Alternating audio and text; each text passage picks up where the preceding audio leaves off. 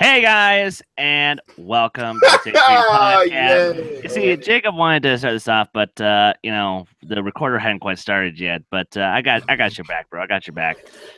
But yeah, as you can tell, small panel tonight. No Evan DeGraff. Thank fucking Jesus. So we're gonna actually just have a nice, relaxed show tonight. Because the last 2 weeks have just been crazy around here. And next week's gonna be even crazier. Jacob, how you doing tonight, man? I'm good. Yeah, as you said, next week is going to be insane with everything, but we will get to that a lot later in the show. In the meantime, I'm just glowing with an incredible victory today in the movie trivia showdown. It was fantastic. I'm not going to say who I was going for, but it was an incredible match. That is all I will say. Yeah, fair enough, man. Actually, okay. But before I go to everyone else, just real quick with you. With your bracket, why did you go with them? I went with my heart over my head. It was in my first round, I was going the sensible choice for every single one. I went, nah, I need a heart pick. And I went apart, and that was my heart pick. So yeah. Okay. Now I'm glad that you were able to make my could have been mistake, but but obviously you guys can watch our reaction, which also dropped. You can watch that after the live show. Just proved it. Yeah, exactly. Thank you, Kees. You're welcome. You know what? Kees, what's up with you, man? How was your week? Wait. I usually go last on these type of things. No, Oh well, Evan's gone. Fuck it. Let's change it up. Yay! Let's have exactly. Like I said, it's a smaller show, and I think the fans want to see how we're doing for once, instead of just giving a robotic answer of "Oh, I'm fine. Let's move on to the next segment." Dude, how you doing, man? Yeah, I'm doing good. I'm having some beers. I'm enjoying the Schmodown this week, and I've made a big order today of a lot of books and comics. Even though I am still in Battlefront 2 Inferno Squadron, I'm almost 100 pages in. It's a great book, by the way. If you haven't read it, I do suggest checking it out. It's one of the better canon books to have come out. Well, probably the best since Thrawn, because Thrawn was fucking awesome. And Chris, you have to read that. I'm busy. I'm working on it. I know. Yeah. But still, get on it, as Hera said. Yes. So I'm doing good, and happy to have a more relaxed, Evan-less show this week. Yay! Well, and yes, of course, we're giving Evan a little bit of a hard time. He's currently at an event. Obviously where he lives. I don't care what he's doing. He's gone. Yay! Yay! But you know what? No, now I'm gonna throw it over to Kristen, Kristen, when were you going to tell us that not only did the guys over at After Schmo give you and us all a shout out, but you're going to be on the show? Talk to me for a bit. How'd you score that gig? Ryan and Jay had talked about it, I guess, and just said that it was a good idea. So this was like a week ago. And no, so it was good. Ryan did make me buy a new mic, so I have a microphone now. Oh, that's why. Okay. It's not to work at Take3. He didn't make me buy a microphone. I wanted to. However, he did suggest a very good one that's not super expensive, which was nice because I don't want to spend a lot of money on one. So, yeah. Yeah, that's why I had someone buy my microphone for me. Actually, no, true story. Before he left to do his tour, Ryan actually bought Kees out of the goodness of his heart, bought him a camera and a microphone. God, thank you, Ryan. God fucking bless him. I missed out. I didn't even get anything for free. I gotta spend all this money on you guys. Yeah, to be fair, you weren't here. You guys weren't here in the dark days of Kees not having a camera and having to use his phone Wi-Fi, because oh my god, his phone's internet was just the worst. Even though funny enough, his Hangouts connection usually worked, except for there was like one show where it crapped out for a bit, but then Skype, it was a nightmare half the time. But it is what it is. Yeah. God, this is actually a lot more fun than our usual show. I'm not gonna lie. It's just so chill. It's great. It is just chilled. But we do actually have a lot to get. We do have some stuff to get through, which is obviously a summer movie recap. We're doing a mini bracket, kind of like how we did for the Star Trek films, and also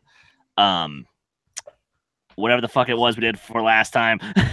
And we did it for Bond movies once. We did it for Bond movies, that's right. And I was not Bond and Star Trek. Bond and Star Trek. Yep, that's right. But we might as well get into some news. Kees. News.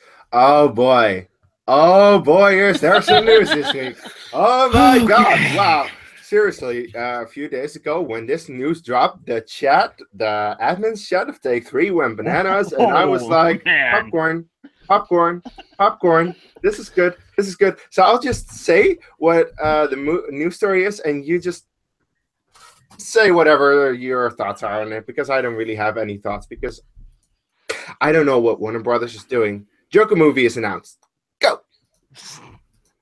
All right. I'll take first one on this. I wasn't in a rant mood earlier today, but you know what? Fuck it. I'm in for a between the zones level rant here, motherfuckers. Okay. Warner Brothers, what are you doing? Now, granted, there's it's one thing if you want to do like a Joker and Harley Quinn movie, because that's sort of what Gotham City Sirens was going to be.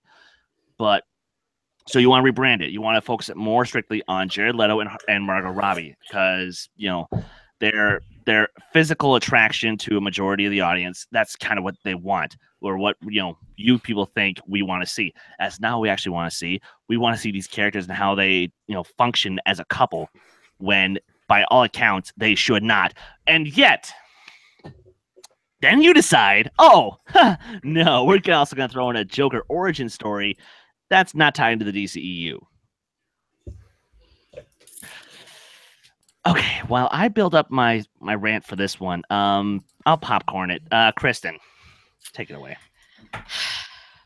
I also said I wasn't going to be super upset about this.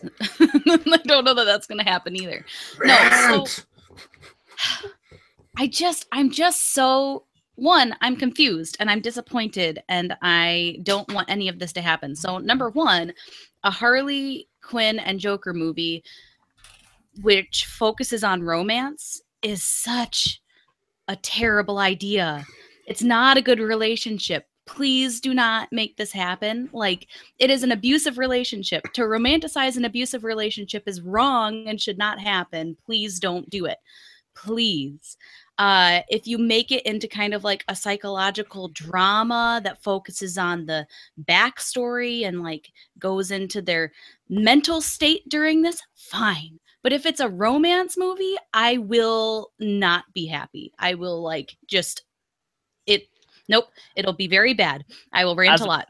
Yeah, I was about to say, isn't that pretty much what every story on fanfiction.net regarding these two is? Yeah, pretty much. There's some really interesting people in this world. That's one way of putting it. but then that's a nice way to say it. Yeah. But then there's also this part where they're thinking it's going to replace the Gotham City Sirens movie, which I actually was excited about, because say what you want about Suicide Squad, but Margot Robbie as Harley Quinn was a great part of the movie. She was fantastic. You get some other good actresses in this movie, and it could be fantastic. I was actually looking forward to this. Now, it might not even happen. Why? Why would you do this? This is stupid. And now they're like, well, we also want to do this completely different movie with Martin Scorsese producing as a Joker origin, and it makes no sense. Please don't give the Joker an origin on film. It's better without it. We had it. We had one already. 89. We don't need more. The comics have multiple origins that you can choose from. However, I don't want to see any of them on film, so just don't do it. Please, just leave it alone. Popcorn into Jacob. Yeah, Jacob, please. I know you got something building. Oh, here we go. Okay, so I just want to illustrate where we are in the film landscape at the moment with the DCEU and Warner Brothers. This is where we are. You are telling me that a Martin Scorsese produced Joker film. That is the news story here. We have got a Martin Scorsese produced Joker film with Todd Phillips directing. And my first reaction now is fuck. You have made me go fuck to a Martin Scorsese produced film. Fuck you, Warner Brothers. What the fuck have you done with this fucking franchise? I am so over this. I am over the Joker. I am over just every single time we hear about anything DCEU related now or just DC related. It's just, I'm done. I feel like a weight of the world is on my shoulders with this franchise, and I am sick to death of it. I want to love these movies so badly.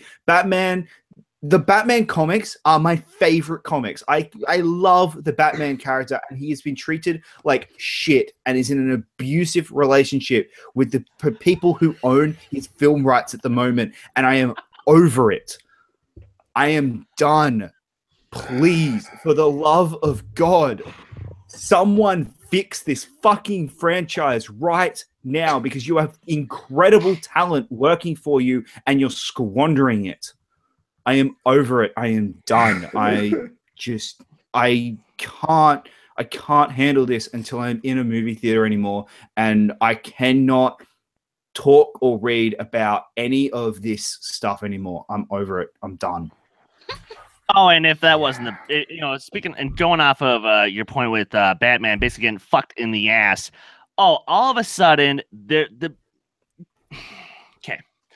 There's a reason that we are able to communicate in this day and age, like how I'm communicating with you guys, as well as you guys who are awesome enough to be watching the show live with us. Thank you. And please retweet, share the show if you can. Awesome. You guys are all awesome. However, the fact that this week we had to be hearing stories about how the Matt Reeves directed Batman film, oh, it's not part of the DCU. Oh, it is part of the DCU. Oh, it's not part of the DCU. Oh, it is. Make up your goddamn motherfucking minds, please, because can you get your shit together? First, you go off with this whole Ben Affleck's not directing it. Then you go off of, oh, Ben Affleck's no longer writing the script of it because Chris Terrio had to come in and junk this thing, which they've junked that too, thank God, because I'm sorry, when you write a script as bad as Batman v Superman, I have no fucking hope for you. But then you tell fans, oh, this is something it's not, but then you say that's not something it's not. Make up my mind, please. Okay. I think I'm starting to get the bug down a little bit, I think. This is so enjoyable, you guys. Seriously. Look, I'm actually with Jacob. Like, I'm not going to talk about anything remotely related to Warner Brothers or DC up until I see with my own eyes an actual movie, DC movie on screen. So that's all I say about this. And yes, the next news story was that the Batman director messed up because Matt Reeves Matt Reeves just had a great movie that came out, War for the Planet of the Apes, one of the best of this summer. We're going to talk about that in a little bit. And he even doesn't know what the fuck is going on. He is one of the best directors right now because he has a lot of success with those Planet of the Apes movies, and he did a great job, I think, with Cloverfield. But even he has no idea what the fuck is going on. So I'm done. Let's just move on to something that I like, which is Star Wars. We all like Star Wars, don't we? Oh, even God, though Last Jedi is looking a lot like what's it called? Empire Strikes Back. That little movie that came out back in the 80s, you know. Because in the second movie they introduced AT-ATs. Now there is an image of an AT-M6, which is basically just an AT-AT but bigger. Then they also revealed the picture for a Dreadnought, which is essentially the Super Star Destroyer, just a lot smaller. The Super Star Destroyer is 19 kilometers. This one is 7.7 kilometers, which is still fucking huge, but still, it is a huge Star Destroyer. So I'm like, guys, The Last Jedi was supposed to be different from the original movie that it's like supposed to imitate, because like The Force Awakens did that. And while I love The Force Awakens, we had it with The Force Awakens. So can we please just have something new? I mean, I love these pictures. I think they're great things, but it's once again of the same stuff. So I'm like, Chris, please, Okay. just So the thing with this is something you gotta realize.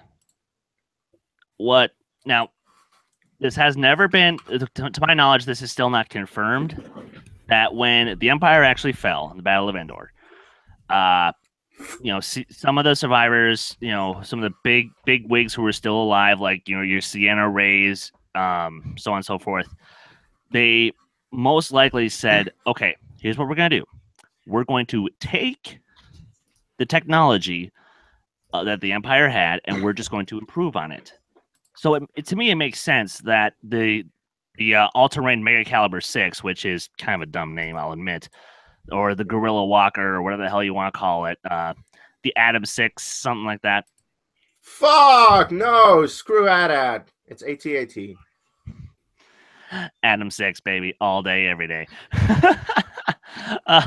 We are going 12 rounds on this one. I say AT-AT actually, though, but I just think it's funny to say Atom 6. Fuck off. Fuck you too, my friend. But with the first word, Dreadnought, again, it makes sense to just take the ships that were previously used by the Empire, the ones that weren't destroyed, and basically just reconfigure them a little bit, throw on some more defensive stuff, throw in a few more turrets and a few more shieldings. Why not? So, but what I'm worried about, though, I don't know if you guys heard, Porgs now have plush toys.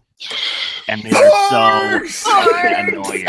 I will personally, if Porgs existed right now, I would hunt up every single one of them. I would cook them, and I would sell them and make hella money on them. Wait, would you boil them, mash them, and stick them in a stew? Damn right I would! But, okay, there's pork plushies, so just be prepared. I will buy one, and it'll sit in like the background of every shot of everything I do on this channel from now on, just to piss Chris off. Remember that before Force Awakens came out, BB-8 was oh my god, BB-8's going to be the toy, and they're just using it to sell BB-8, and BB-8 was one of the best new additions. That's to Star Wars. because BB-8 was functional. Porgs are BB-8 functional. do something. Porgs We can don't do know. Sorry, you're talking after 2 seconds of footage. You're talking about 2 seconds of footage so far. But Plus, look, let's get back to these images. Design is one thing. Story is another. I am completely okay if there is a design similarity to Empire in terms of what the machines are, or what things the First Order uses. I'm completely okay if they are basically the Empire stuff from Empire. What I am not okay with is if the story of Last Jedi is carbon copy of Empire. Now that is going to be one that the difficulty that I can already see that they're going to have is that with Empire is the greatest sequel ever made because it builds on the characters, and it is such a build. It takes everything about the first movie and is a character study piece. This film is going to be a character study piece. It's going to be because of just how it has to work. Like, this is a character study on Rey. It will be, and possibly Luke as well. Now, probably. If there is the third act twist that is, tries to one up, I am your father, and if it does those elements, those key plot elements, then yeah, I'm going to be a little annoyed. But at the moment, I'm okay with like these images. I'm okay with because you know they look Star Warsy. They're Star Wars. Yeah, I feel like something Star Wars. What I think is that I don't think they'll do the what is it? Well, they might do the twist thing, but more based on what they did in Knights of the Old Republic, because we still don't have a clue who Rey is, and it might be that Rey was one of the young apprentices one day that really went rogue on Luke or whatever. I don't know. Really did something bad in the past, and then now she's suddenly reminded of that, and she has amnesia. That is something that happens in Knights of the Old Republic. So that could happen because wait, Chris, you hate me for this, I believe. But anyway, because people have said already that Rey is a little bit like Bastila in a way, a little bit, but we'll have to wait and see. What? Bastila? Yeah, no, people have said that. People have said that. I mean, okay. It's not the farthest stretch. It's not the farthest stretch because yes, I will admit. Yes, you have the double-sided weapon and you have the clothes, but just, okay, all right. And the British brunette. Yep. All right. What's next? What's next?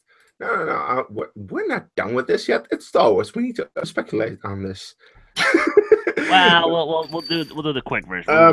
Okay, but I do wonder because Chris Whitburn just brought it up in the chat. Could there be a Last Jedi trailer this week? Because that's what they did with Rogue One last year. They gave a trailer of Rogue One in August. I think it could happen. What do you guys think about it? Timelines match. It will make sense for a new trailer to drop next week. The timelines all are pointing towards that direction. I will not be shocked if there is. If there isn't one, okay. If there is, awesome. But it does look and seem like there could possibly be one this week. And my only thing is, and it's like I'd have to follow this up just because Disney would announce this. They would start building the hype. They start doing that stupid, trailer for a trailer thing just to, get us more pumped. So I don't know, man. It just something seems off. I mean, we're gonna get one soon because the movie comes out in a few months. So it's not a matter of when. I guess it's just going to happen, whether it's this month or next month. However, I won't be watching it, so I just don't care. Join me in my quest to not read any promotional material or watch any trailers. I mean, Rian Johnson and Mark Hamill have both said you'd be better not seeing any trailers up to this point. So, nothing.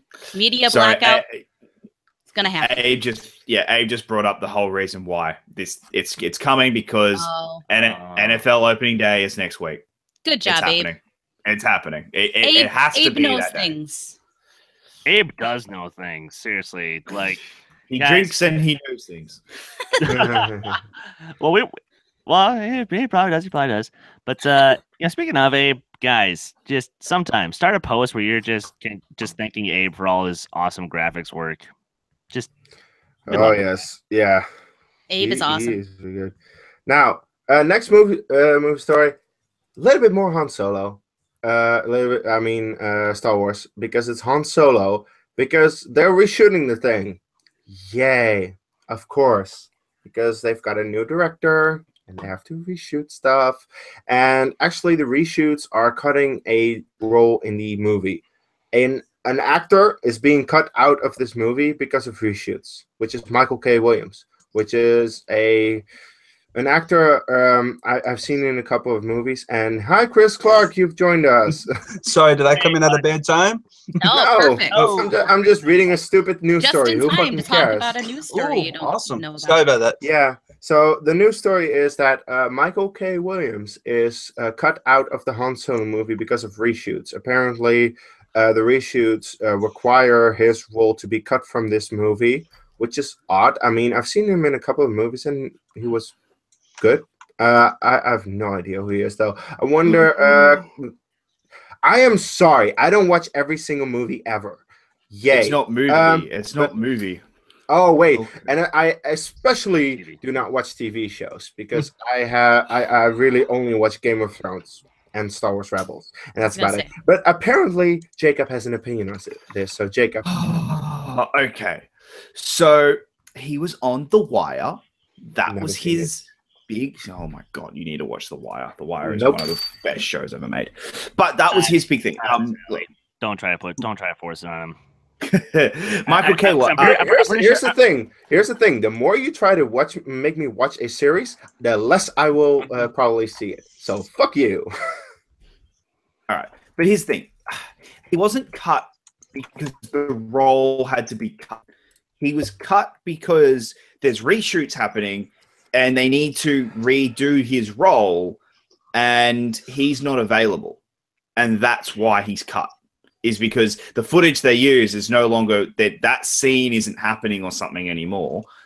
They were gonna use his character somewhere else, but he's not available, and that's why he's now cut from the film. Look, it's not going to be the world's worst thing. It's not going to be it won't. I'm not going to go into Han Solo and go, well, I'm not seeing Han Solo anymore because Michael K. Williams isn't in this movie. But it sucks when a movie loses talent. It's lost a really good talent. It's not, it's not the end of the world, but it's not great either. It just speaks volumes that, okay, this Han Solo movie, there was a lot wrong with it. And two, if this Han Solo movie makes this May date, I would just be shocked. Like, absolutely shocked. Popcorn it over. Who's next? Clark. I'll go. Look, he has a really good presence and gravitas. If you ever seen him in the Wire. Hello, John Roca. Oh yeah, Everyone of course. drink. Everyone take a little drink. Anyway, but he does have a real good presence when you see him on screen, and yet he is a very sad loss. He was probably like a henchman or something to Jabba the Hutt or whatever. We don't know, but I mean, there was a reason why he was cut. It's a sad reason, but I mean, scheduling is scheduling, life is life, and I hope who they get to replace him, if they do replace that character with somebody else, it might turn out to be better. Turn out to be for the better. So, it's a sad news, but it might just be fate. Yeah. Popcorn, Kristen. Look, I love Star Wars, and I think Han Solo is a great character, but the more news that comes out about this movie, the less I care about this movie. So Thank you. I wish that they would just stop putting news out. It's literally just like I just don't want it. So I mean, I'll watch the movie. I'm not lying to myself and telling myself I won't watch this movie. I just don't want to hear any more news about it. So just make the movie, move on. Popcorn? Doman. All right, fine. Okay. You took Chalky White out from Boardwalk Empire, one of the best shows in recent history, and you took him out. And he this is what's killing me. He described his character as a half human, half alien hybrid. Cad Bane. Yeah, that means they took Cad Bane out of this movie.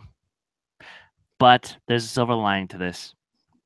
Because apparently they both left a good taste in each other's mouths in his own words. I didn't make that up.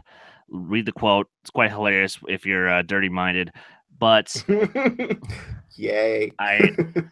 But I'm just happy to know that he still wants to come back. They're probably going to bring him back when we finally get that Bounty Hunter movie and we can finally get Cad fucking Bane. Yeah. He could also be in the Jabba movie too. That's why I think the Bounty Hunter movie is gonna be okay. But you know what? We have spent a lot of time on Star Wars. Case. Yeah. The there was a trailer for Suburbicon, which is Ah. directed by George Clooney. George Clooney. George Clooney, indeed. Stars Matt Damon. And I saw this in the theater, and this looks messed up, but I'm liking it. And I want to see this movie for some fucking reason. This was just so fucked. Who has watched the trailer? I assume Chris has. Yeah. Oh. Or Yeah, Kristen. Yeah. I have. Well, let's say, Kristen, you want to go first? Sure. I am really interested in this movie, actually. I know that it's George Clooney and directing a movie that's not quite in his wheelhouse, but I think that it's got a good premise. I mean, it's written by the Coen brothers, kind of. It's an old script, like written like 30 or 40 years ago, old script. And so they wrote it originally and it's been retooled. And the trailer looks really interesting. And I don't know. There's a lot going against this movie in terms of just pretty much George Clooney directing it. But everything else about this movie has me really intrigued, and I can't wait to watch it. And the trailer, the first trailer that came out, I thought was actually a little bit better than this one. So if you haven't seen the first trailer, I would watch that one. They reused some of the clips, but I just think it was cut better. Okay. Yeah, Jacob, go for it. Sorry.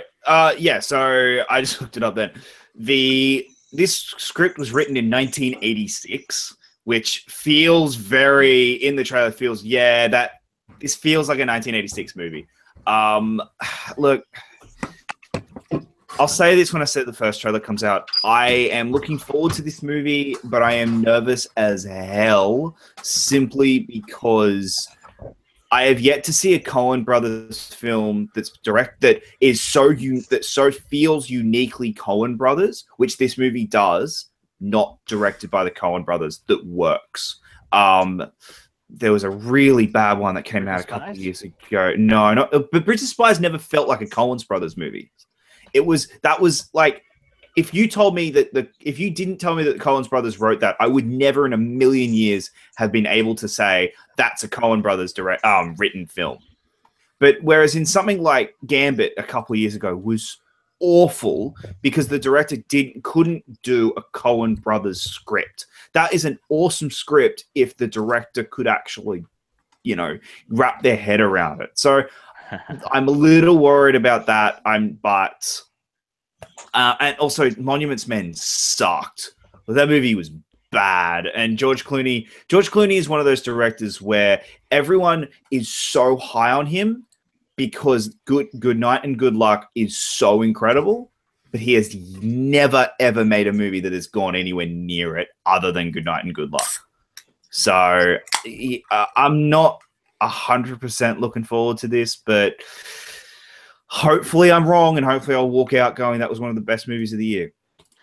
Yeah, Chris? That's actually what I was thinking too, is, look, Good Night and Good Luck is one of the best think pieces to come out since the year 2000. In my opinion, it should have won Best Picture, anything but Crash. But jeez. The thing with Clooney is he doesn't have his own signature style, which is why I actually think this movie could work.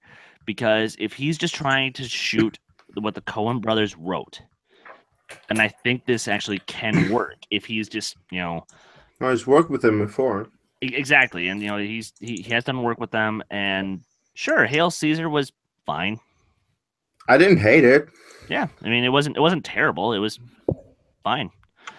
But, this is an interesting one. I saw it before I saw Wind River, and I'll admit it was very fitting given the subject material.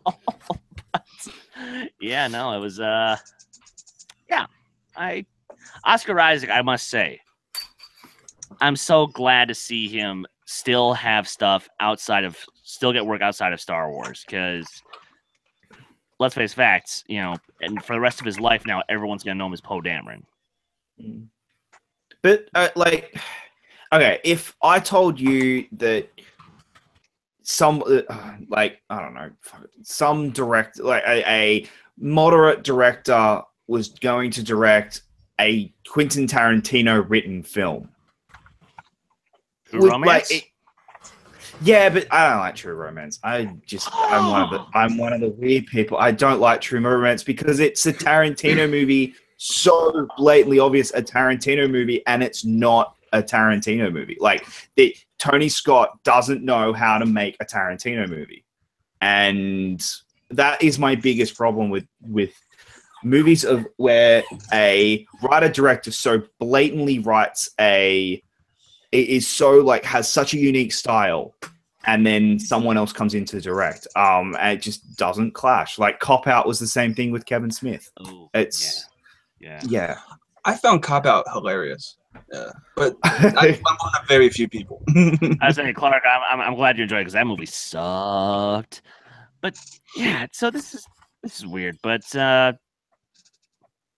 can we all just say it one more time? I'm digging how this show is going. Just nice. It's relaxed. It's good. It's nice. It just sucks that the moment that actually Jacob has to start with his box office predictions, he craps out. So fuck you too, Jacob. Luckily, his dog is freaking out because of a thunderstorm, and apparently, according to him, it's adorable. So. Oh my God, it's adorable. My dog. It's so cute. Because really, I don't have a whole lot of other news stories. Okay, so Kristen and I can talk about this because both Chris's are not caught up with the show. Game of Thrones season finale is 79 minutes long, and it's fucking glorious. And I'm actually wearing my Daenerys Targaryen shirt right now. Yay! And it's called The Dragon and the Wolf. Speaking of Targaryen, by the way.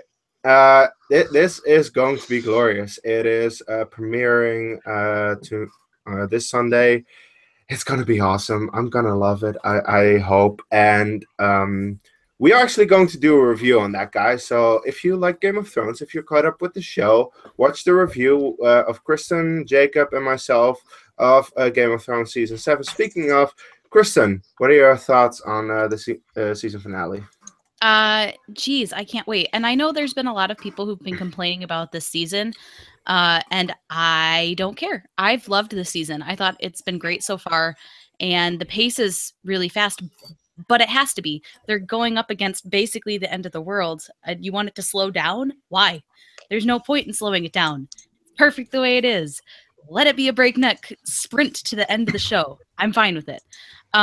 This season finale has so much built up for it because they teased a few weeks ago that they had cast an actor for Rhaegar Targaryen, who oh my God, plays a big part in the series, but he hadn't shown up yet. And so it's going to what's going to happen in this next episode. Something big is going to happen with certain characters, and I won't say spoiler. Like we can talk spoilers because Chris. Okay, guys, spoiler alert. No spoilers. We are doing our review. No spoilers. We won't do it. But it's going to be a big deal. It's going to lead to a lot of big things, and so I'm very excited. And I'm a book reader, so I'm even more excited because I want freaking answers. So yeah. I'm very excited. Jacob. I've loved this season so far. It's had a few really moments, but other than that, I thought it's so much fun. I've just enjoyed every minute of it. Tomorrow can't come quick enough because I've had to wait extra long because I'm a very naughty person. But yeah, I'm I am so pumped for tomorrow. In 2 days. I'm really, really excited. And John Campier put up a video today that if that is true, if that ends up actually happening, I will love this show. It will just remind me why I love this show so much. And it will piss a lot of people off, and I will love that. You sick, sadistic son of a bitch. I love it. But you know what, Jacob? Speaking of lover boys and stuff, take us through your box office. All right, guys, it's a very terrible week in the box office. This is going to be one of the worst weeks of the year. We have one little animated movie opening called Leap that came out here in Australia in January and did fuck all when it came out here. So yeah, good luck this weekend, guys. I think a lot of people are going to be sitting at home watching a different fight. But let's kick it off with Chris Clark. What do you got? I have no idea what the fuck this is. I got box office. Oh, the box Box office. office. Oh, I thought you were talking about the fight. Come back to me. Come back to me. All right, Kristen, what do you got? We are so well prepared for the show. So unprepared. I love it. You know, I have last all 2 prepared. weeks. I just if we're not careful, we might have to make a blooper reel out of this show. Just Oh yes. What? Just put the whole show on as a blooper reel. and I love it. Fantastic. Yes, Anyway, let us just say right now how much of a joy it is to have Chris Clark on these live shows because he just makes me smile. So for my box office, I have 5 Dunkirk, 4 Logan Lucky, which I want to see real bad.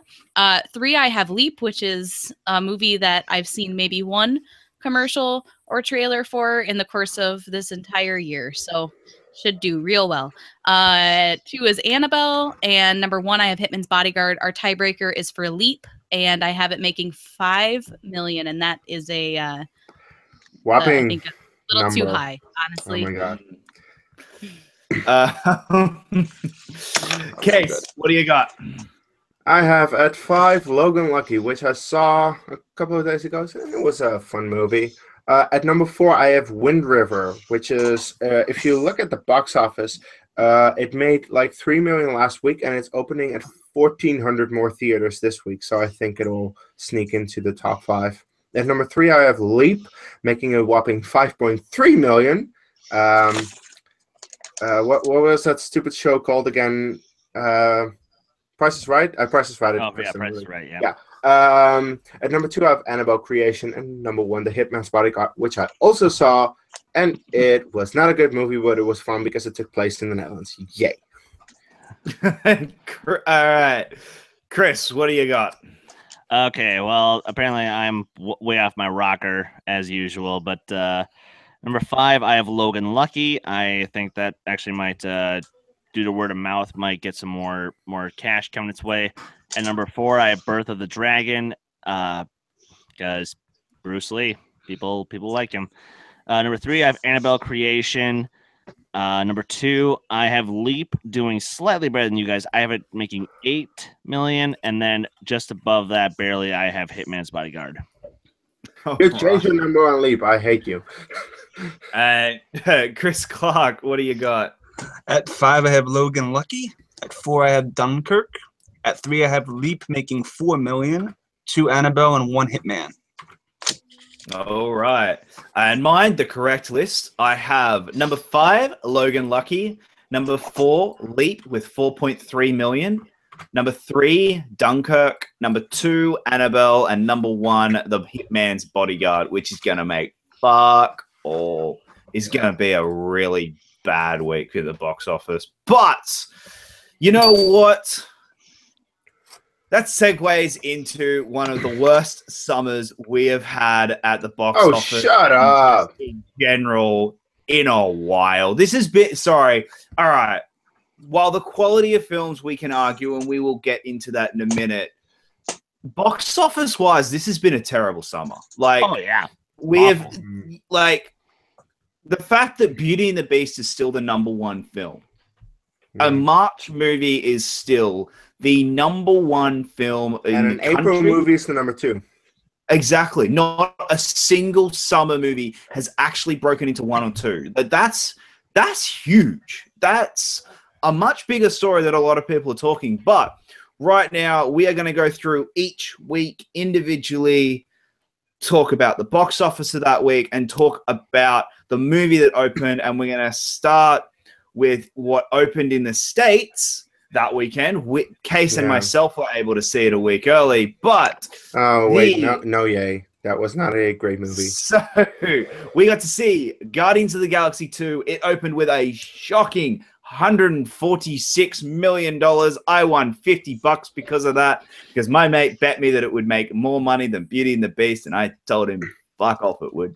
So Chris, what were your thoughts on Guardians of the Galaxy Volume 2? I saw it twice, and I enjoyed it, and I can't even say I liked it, but the problems that people have with the film, I can't disagree with. It had problems, but it's not like it was the worst movie ever made. I don't get where like the super just intense hatred came from. I don't know where the fuck Jacob's review came from. It's too bad he's not here to defend himself, so we can have a little discussion about this. But the thing is, it could have been worse. I think with what we were given, yet it was still Guardians. It still felt like we were in that universe. So overall, despite having problems, I can't say it was a terrible film. But again, that's just me. I'll popcorn it over to Kristen. Yeah, I actually saw this one of the 8 I saw this summer. If you had seen one more, you could have said one of 9. That's oh well, one of 8. Star Trek. Yep. So close. So I actually quite liked this movie. I thought that maybe they tried a little bit too much to pander to what was good about the first movie. With just the humor, I thought maybe was just a little bit too much. There was just a little bit too much of the quirky action. However, I thought that they did add some things to the movie that worked very well. They gave it a little bit more emotional depth, and I thought that was what saved the movie from being just, a complete rehash of the first movie. They also gave us more character depth into some of the side characters, and I quite appreciated that as well. And then I liked kind of the nods to comic book readers with the original Guardians of the Galaxy showing up. Also, I liked the villain. I mean, Marvel villains are kind of hit or miss, and I thought that this one worked very well. So, no, I liked it, and it's definitely not the best Marvel movie ever made, but it's certainly not the worst. All right. I guess popcorn did. I don't think Chris Clark saw it, so I don't know. I have. I guess. Oh, you did? I have. Oh, Chris Clark, go ahead. Well, Guardians of the Galaxy, it's kind of, I liked it. I can see where the hatred does come from, though, because it's just a bunch of action sequences put together until the end, where you actually get the story with the whole Kurt Russell being the planet and his dad. Spoiler alert, oopsies. But it's still, I mean, it's fun. It was a thing. That's all I have to say about it. It was a thing. Popcorn Case. Oh Guardians Volume 2, I liked it. I've seen it once in theaters, and that is shocking for me. I usually watch movies that are like multiple times. I absolutely love the first Guardians, and the fact that I didn't went to see Guardians Volume 2 a second time, that shows that this movie is one of the worst Marvel movies, one of like the bottom 5. I still liked it, but God, this movie had issues. I hated the fact that Kurt Russell was the villain. I was like, can't we just have a nice dad and son story and have some other thing as a villain, or not even have a villain? Maybe you could have done Nebula or something, but not have Kurt Russell and have something else going on in the movie. I was like, this movie wanted to do too many things, and it just didn't work. I mean, it did build on some characters. I really did like the stuff that they did with Nebula and Gamora. I thought that worked well as character building. I thought Drax was completely wasted as Drax the Destroyer. What did he destroy? How many action sequences? Oh, wait, he laughed all the fucking time. He destroyed some trees when they crashed. He had one fight sequence in the title sequence. And he should have, and by the way, he should have totally died in that sequence, because nobody could have survived that crash, but he did, because movie. Okay. Fuck, I hate this movie a lot more than I okay, See? never mind. Yeah. Move along. Move along. Next. So it's funny. I remember, so I'm like with Kees. I normally go and see a Marvel movie at least twice. I saw Iron Man 2 twice. I saw Thor Dark World twice. Guardians is the first movie that I have not gone and been like, you know what? I don't need to go back. I saw it. I don't need to go back. That also comes with the fact that now I'm paying full price for movies. so I don't go to the movies a lot or the second time. But what I am finding a lot with Guardians is since it's come out on home video, and I remember having this discussion with Kees. Kees said, hey, I saw it a second time and I enjoyed it more the second time. I saw it the second time and I was hating it more. Like there was just, I didn't outright despise the second Guardians of the Galaxy film. I was just the first very is a masterpiece, but the second, jeez. Yeah, I was very annoyed with. There were two big moments in this movie that I think that just so perfectly show how I feel about Guardians of the Galaxy 2. One is the opening song credit, which is so blatantly, we want to sell Baby Groot this time. We've got all the merch ready. We're going to sell Baby Groot. And the second one, to me, that really illustrates so perfectly how annoyed I was with this movie. The epic scene of all the Guardians coming together, landing, the music swells. It is an incredible moment in the film. And then they undercut it with, what's her name, getting hit in the face. And they go for a joke. Mantis. Mantis getting hit in the face, and they go for a joke. And compare that to the first scene in the Avengers where all the team come together. It's a moment that is allowed to play. The whole moment is just, nope, just go for the moment and then come up. There's no joke. There's just allow the audience to have that moment with the characters and just feel that scene. And that to me is they had to undercut everything with a joke because that is what Marvel is starting to do is we don't want to have moments. We want to have jokes. And that to me is a big issue I'm having with a lot of Marvel films. But let's move on to the next weekend. We had two movies open in Snatched and King Arthur. Snatched opened with 19 million and King Arthur opened with 15 million. I think the only one here so far who has seen at least one of the films is Kees. So, Kees, what did you think of King Arthur? I loved King Arthur, and it bombed, and I hate that it bombed because this movie was a lot better than people give it credit for. I mean, is this movie perfect? No. Has a few issues. I still love Guy Ritchie's style. I love Guy Ritchie's take on it. I thought it was a good retelling of the Arthur legend that we've seen a million times before. Just that everyone thought, oh, we are getting something that we've seen a million times before. Let's not. Once again, holy crap, it's Abe. Whoa, Oh my god, it's Abe! Oh my god! Wow! Hi, guys. I think Abe's come on to try and defend a Guardian, so I'm about to get very scared. No. Abe? Let Kees talk. I'm gonna say that King Arthur sucks. Yay, Abe is here. Throw it to you. What? Oh, yeah, that movie sucks. It doesn't have a story. It's a mess. The visual sucks. It's a video game. It's a montage. It's just a montage. That's it. You can go. A montage video game. Seriously, that was the first moment we have our editor Abe on a show. We have been waiting for this for months, and he says he hates a movie I love. Well, fuck you! You piece of shit! God fucking damn it! What the fuck is this? God damn it! Yes! This is what happens when Evan's not here. The show becomes great. Oh my god, that was amazing. Oh my god, that's amazing. And we were about to get joined by someone else as well. But let's move on to the next week. Because I'm sure, sorry, just real quick. Chris, Kristen, and Clark, you guys didn't see King Arthur, did you? No. I haven't seen it. Nope. And none of you saw Snatch. I'll wait for home video. I watched on that Snatch. one. Oh, sorry, okay. Sorry, Ed, what do you think of Snatch? It was bad. It's not a good movie. Amy Yeah. Schumer, yeah, she's not funny. Holy The shit, action he is- came in and he fucking took him.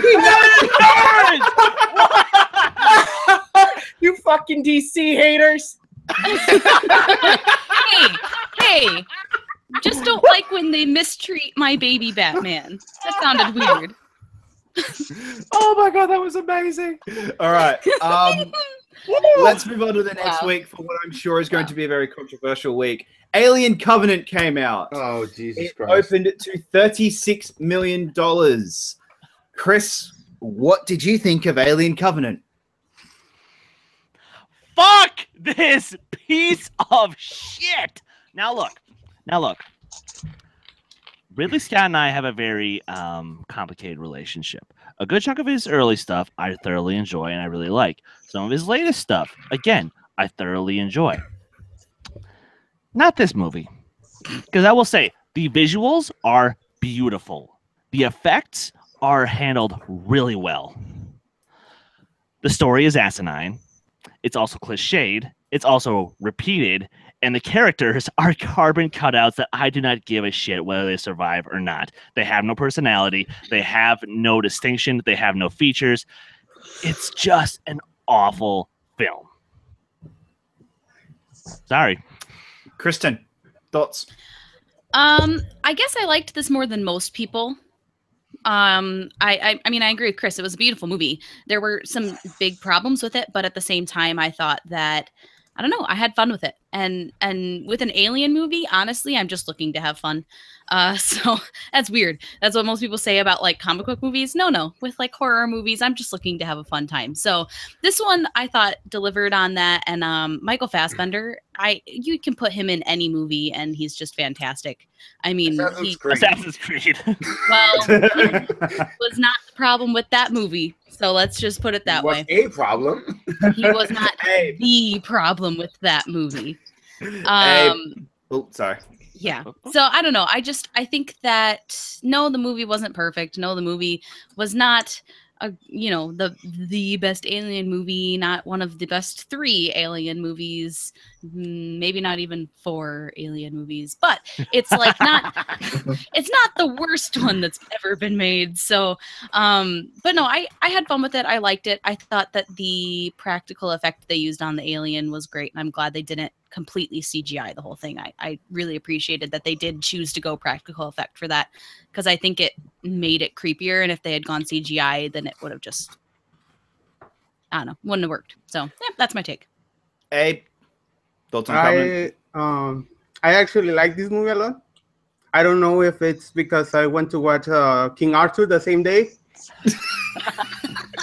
but I really like it. I think visually, Ridley Scott always delivers, and yeah, with that. Kees, what are your thoughts? Alien Covenant is a beautifully shot, visually great movie. The story and its characters were fucking awful and should just die off, and it's one of the... It pissed me off so much because I love Prometheus, and it's like, what the fuck did they do with this movie? Because, I mean, yes, is Michael Fassbender great as David? Yeah. Is what they did with this character the best thing they could have done? No. Are any of the characters, even Catherine Waterston and Danny McBride, are any of them memorable? Yeah. No. Because please tell me any of the characters' names. I can tell you the characters' names and half the movies I watched this year, to be fair. I can tell you Danny McBride's was Tennessee. Oh yeah. There you go. He was named after a fucking state. Yeah. No, but seriously, the characters were just awful. I did have fun watching this movie to a certain degree, but I actually watched this with Greg Weinstein, and it was one of the worst movies he ever saw. He hated this movie. He absolutely hated it, and that was fun. So that was fun. I think it's true. I talked to them literally the night the night that they went and saw it, and my God, Greg was a hoot to get his thoughts on it. All right. I'm one of the people where I didn't like Prometheus. I enjoyed this one for what it was when I saw it. I think it was just one of those movies where I turned my brain off and I just watched an alien movie. I didn't love it. I thought it was very, very middle of the road. And it was very much a film that is so obviously a studio clashing with the director's vision, and it's obvious in that. I don't think we're going to get the sequel that the film sets up. No. But let's move on to the worst Memorial weekend, I think they said ever. From memory, I think this was the worst Memorial Day weekend box office wise ever. And we had Baywatch and Pirates of the Caribbean, Dead Men Tell No Tales open. Baywatch opened at $18 million. A Rock and Zac Efron movie opened at $18 million at third. And Pirates of the Caribbean opened at $62 million. Matthew Kearns, you're joining us again. Did you see any of these movies? I saw Baywatch. Thoughts? And here's my quick review on Baywatch. Stupid comedy was stupid funny. But holy shit, just The Rock, the guy who sold San Andreas to all of us that had got into the top 10 last summer. Oh my god, yeah. What's the other movie that came out? Pirates? Yeah, I haven't seen any since the third one because I make good choices sometimes. I'm sorry, the minute I heard the plot of Pirates 4 was that a woman dressing up as Captain Sparrow was being mistaken as the actual Captain Sparrow, I was like, well, you forgot there's mermaids. Oh, really? I bet and Blackbeard. Oh, I should really leave and go and watch that right You should. No, you shouldn't. No, you shouldn't. All right, Kristen. All right, I saw Pirates. Pirates is my guilty pleasure series. I think I've seen them more times than I care to admit, except the fourth, because the fourth is not great. But the first three, good. This one, I mean, I had fun with it. It's not a great movie. The parts of it that I really liked were the new characters. I thought they were great. The parts of it that I didn't like, mainly all consolidated on Johnny Depp, because I think they went too far with his character. I think that his character is great. I mean, I'll even say I like his character in the fourth movie, but my God, they went too far with it. It was just like he was playing a parody of his character. It was not good. And I wish they had pulled back on it. It was just painful to watch. So the scenes that he wasn't in, I loved. I thought it was great. I thought it felt a lot like the first movie. They were going back and just making it a fun Pirates movie, not overthinking it. But yeah, it was just too much Johnny Depp. Abe, what'd you think? I actually watched both of these movies. Pirates, doesn't make sense. The story doesn't make sense. There are a few gags that are actually funny with when they are stealing the bank. Oh yeah, that was a good scene. Yeah, that was great. The visual effects were good, and the girl, I don't remember her name, but she was actually pretty good in the movie. Yeah. Yeah. Baywatch was funny. Right, Baywatch, sorry. Yeah, Baywatch was funny, but other than that, there's nothing good about it. All right, Chris, what'd you think? Oh God. Okay, I avoided Baywatch because I like to have my brain cells attached. Smart. So instead, I lost one brain cell watching Pirates. But I will say though, for a dumb action film, I'm glad. Okay, when I first saw it, the whole time I'm just thinking to myself, this is the Force Awakens. Literally, this is to the first Pirates movie what the Force Awakens was to A New Hope.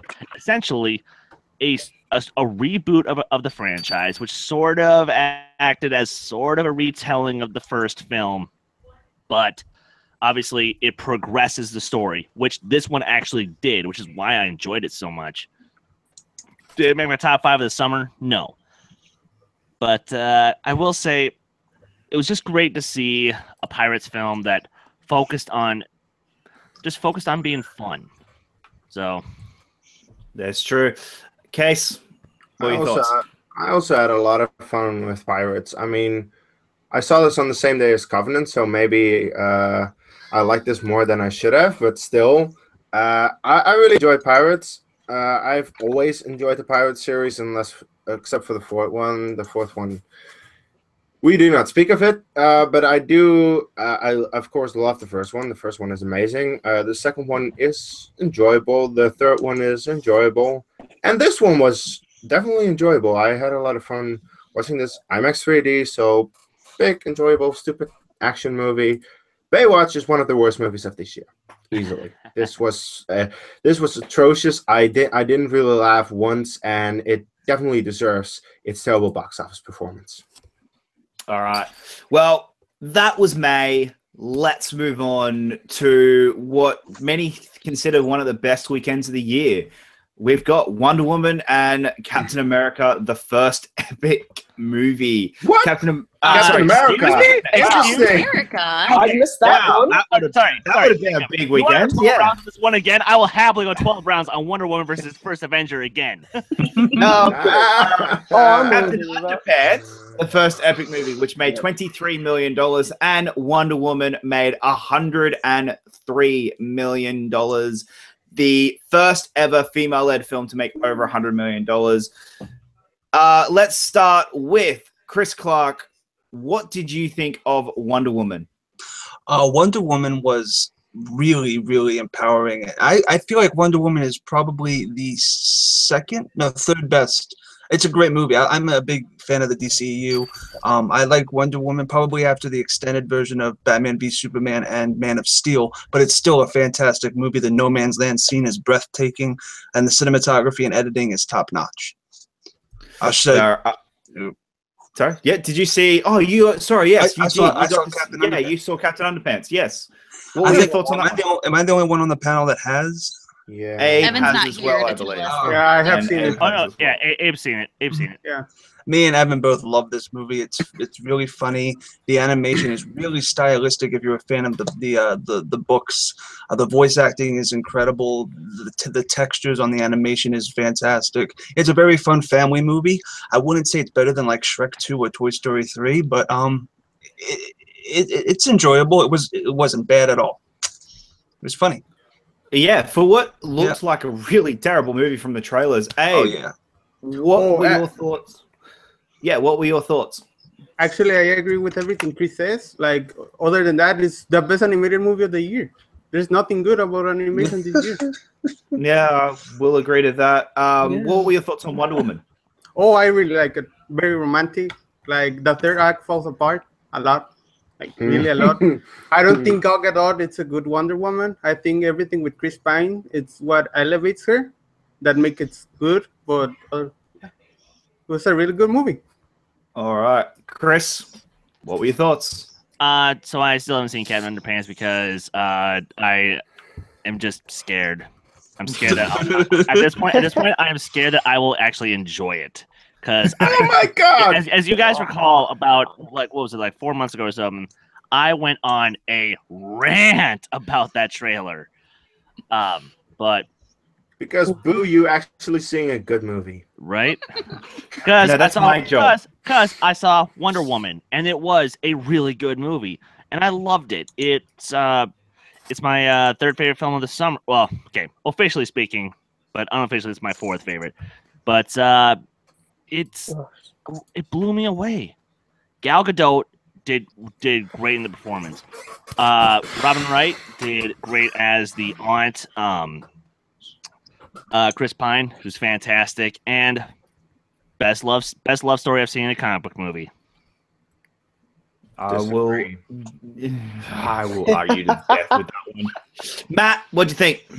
I did not see Captain Underpants. I didn't go on quite as much as a rant as Chris did, but I did go on a bit of a rant on that trailer as well right here. But Wonder Woman is my favorite movie this summer. That it was such a fun movie. Gal Gadot and Chris Pine have some of the best chemistry we've seen from not just comic book movies, but just like summer movies in general, which a lot of times sucks. And it's way better than anything in Captain America: The First Avenger. But you know, oh, shots fired! hey! To quote Han Solo, it's me. No! But yeah, while Jacob sits there smiling behind it, says like, "Why the fuck did I let Currents on this live show?" Yeah, Wonder Woman, it's great. If you haven't seen it, what rock are you living under? Also, I mean, look at how much money it's made. This is awesome for female-led films. Well, yeah, at the moment, it is the #1 film of the summer. It made the most money this summer with $404 million in the US. That is insane, and that is incredible. Kristen, this is one of your favorites of the year. What did you think? I loved it, and I know that a lot of people talk about it having like a big impact on women viewers, but honestly, it really was impactful. And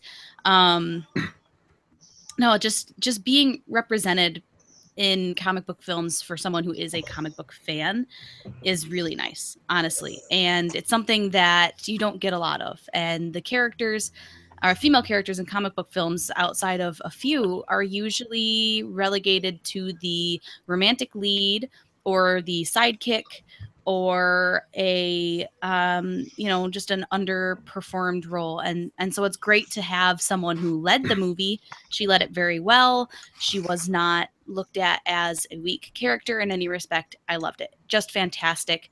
I loved that a woman directed the movie. She's back to direct the sequel. It's going to continue to make money in theaters because they're re-releasing it in IMAX. So this movie is just going to continue to make money, which I think is awesome. And no, I loved it. I felt just so happy when I walked out of that theater, just ecstatic. And I want to watch it again. So as soon as it's back in IMAX, I'm going back and I'm watching it again in IMAX. Yeah, it's so good. Loved it. Chris, Chris, what are your thoughts? I have gone to you, haven't I? Sorry. Kees, what were your thoughts? Robert Parker in the chat. Thank you so much. Wonder Woman is good, not great. It has absolutely atrocious CGI. Absolutely horrible effects that take me out of this movie so much that I was like, fuck. Why was Zack Snyder involved in this project? Because if the effects had been a little bit good, I would have liked this movie so much more than like everyone else, because everyone loved this fucking movie, and I was like, no, this movie is not that amazing. Should it get Best Picture nods or something? Hell fucking no. If this movie gets any type of Oscar nominations, what the fuck is the Academy thinking? Because seriously, this is a case of a movie that I consider overrated. It is a good movie. It is not great. And that's it. All right. I loved Wonder Woman. Case. I did enjoy it. I do have an issue with the fact that this has become I have an issue that the commentary surrounding this movie has been this is a great movie because it's female empowerment. This is a great movie because it's a great movie. And I think that is where the issue, James Cameron in his misguided comments was insane. I don't really want to get into that, so let's move on from that. But I could not wear enough shades in response to that comment. I mean, the guy who said Terminator Genesis was a good movie. I'm done with his comments. He can go burn and die. Exactly. Now, let's get into the next week, which had arguably one of the biggest letdowns of the summer, and that is The Mummy and It Comes at Night. Now, The Mummy opened at $31 million. It Comes at Night opened at $5 million. For a small budget horror movie, that is fantastic, but it still wasn't high enough that some people are expecting this movie to be in the top 5. It opened at 6th with $5 million, and people were expecting it to be around the 8 or 9. Kristen, you saw It Comes at Night. What did you think? I loved this movie, and I the issue with this movie was that it was a movie that was not, it didn't get the right kind of press, right? So like the trailers and everything did not represent what the movie was. It wasn't a horror movie, and that's what people were expecting. It was a thriller. And as a thriller and as a psychological movie, it was fantastic. I loved it. I also didn't watch any of the trailers, so that probably helped me out a lot. But it just, the acting was fantastic, and this movie was basically all about the acting. Without that, it would not have been anything. The tension was so good. It just, I don't know, if you haven't seen it, don't go in expecting it to scare your pants off. There's like a jump scare in the movie, but it's well done, and it's the reason that it's there makes sense. But it's not a scare your pants off movie. It's an unsettling film, and it is tense. It's not meant to scare you in any way, as opposed to just ramping up the tension and showing how a bad situation can affect people's psyches and affect people's relationships coming together. And so if you go into it thinking that, I think you might enjoy it. Definitely give it a watch. It was I thought very underviewed and definitely should be seen by a few more people. Maybe a few more people here. Did you see The Mummy? I did not. Okay. No. Let's move on to Kees. You saw The Mummy. What did you think? It sucked. One of the worst movies. It was so forgettable. Move along. Okay. Did anyone else here actually see The Mummy? Oh, yeah, I did. Okay, cool. Matt, what'd you think? No, listen, The Mummy, this is like really underrated. This is like when Brendan Fraser was like at the top of his game. Just like I'm telling you. No, we're talking about the 2017 money. Not the okay Mummy. Wait. Time out. Wait. There was a Mummy movie that came out in 2017? Yeah. Yeah, and it's got Tom Cruise in it. It was apparently very terrible. Why didn't I see this? Oh, yeah, because the trailers were crap and the reviews were even worse. And guys, I'm sorry. Did you see our most anticipated rest of the year? Did you see me go off about American Made? I love Tom Cruise, and I didn't even see this movie. So, yeah, let that be a notification. Abe, you actually did see the 2017 Mummy. I saw it. Yeah, I don't remember shit about it. Every week, please. Oh my God! This is why we love Abe. Yeah. Well, the Dark Universe doesn't seem like it's actually going to be starting, so let's move on. It did make a lot of money, though. It did not make any money. So it made $80 million domestically. Not $80 million. Would you guys say the Dark Universe is being left in the dark? All right, let's move on to the third week of June. We had Cars 3 open, All Eyes on Me, 47 Meters Down, Rough Night, and The Book of Henry. This was a big week, and none were good. All right. Before we start, The Book of Henry is considered one of the worst movies of the year by a lot of people. Did anyone see it? What is wrong with you people? Look, okay. As a decent fan of Colin Trevorrow and his writing partner, Derek Connolly, I expected this movie to be weird. I expect this movie to have I expect this movie to zag where it should zig, and I expected it to zig where it should zag. And it met my expectations. I thought the performances were fantastic. And again, I was expecting a weird film, which is what I got. So I don't know where all of this fucking hate was coming from. So give it another shot, people. Try to actually get into Book of Henry. Just please. But Chris, you know what the issue is? There is no try. Sorry. Oh God. Did anyone else see Book of Henry? Okay. Not all at once. Did anyone see Rough Night? Nope. Okay. Not all at once. Did anyone see 47 Meters Down? Nope. Not all at once. We didn't go to the movies this week. Did anyone see All Eyes on Me? Yes, well, of course I did. Okay, Case, tell us about the Tupac movie. It sucks. Move on. It's about Yep. All right. We were on a movie channel, ladies and gentlemen. I was expecting Straight Outta Compton, and it was everything opposite of Straight Outta Compton, so move on. All right. And did anyone see Cars 3? Evan did. I did. Wow. Oh, Abe. Okay. Hey! all right. I'm so glad Abe joined this panel this week. He saw movies this year.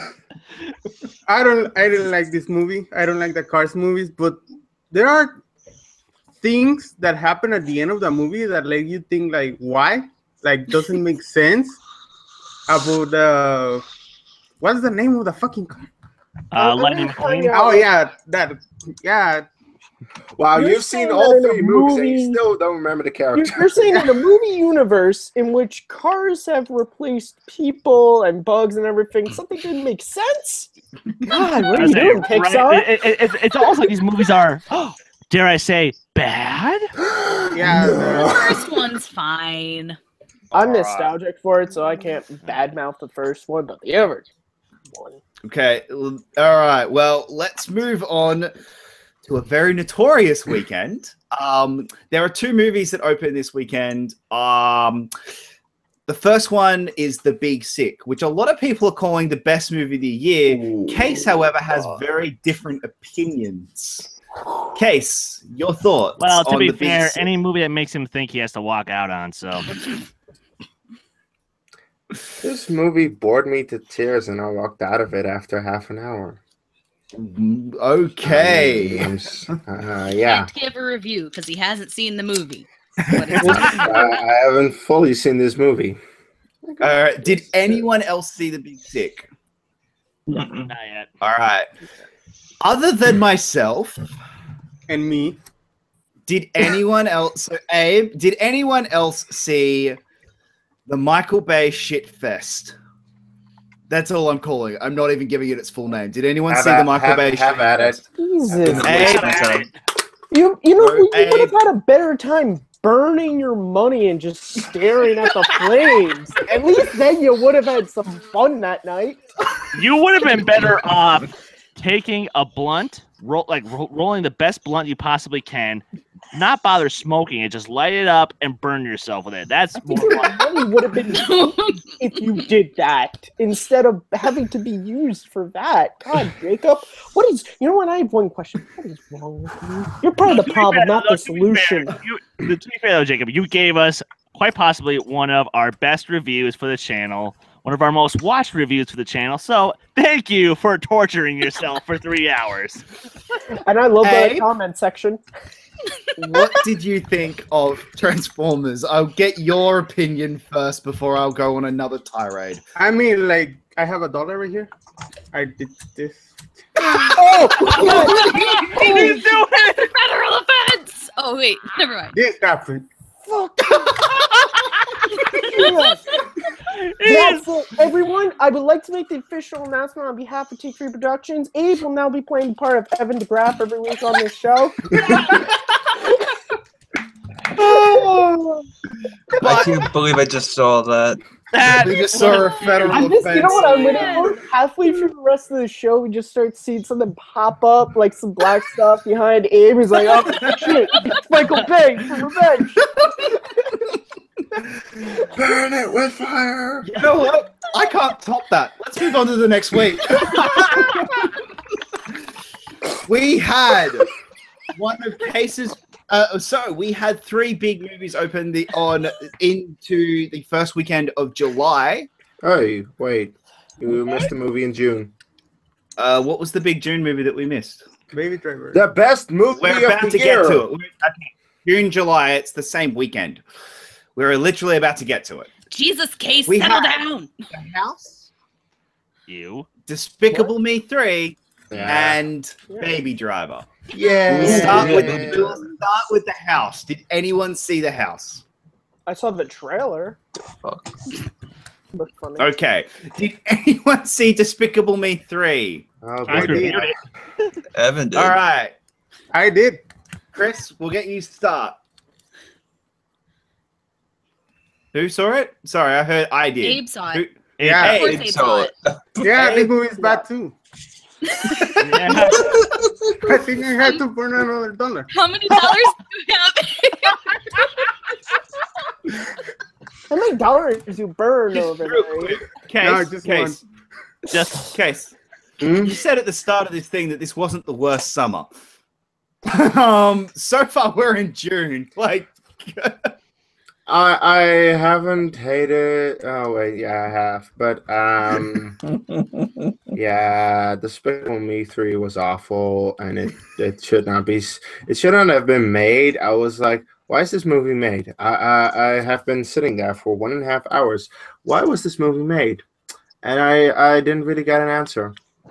Really, this movie should not have been made, and it was bad. I know your answer, and I'm stealing it from another anime movie because we've got to have money.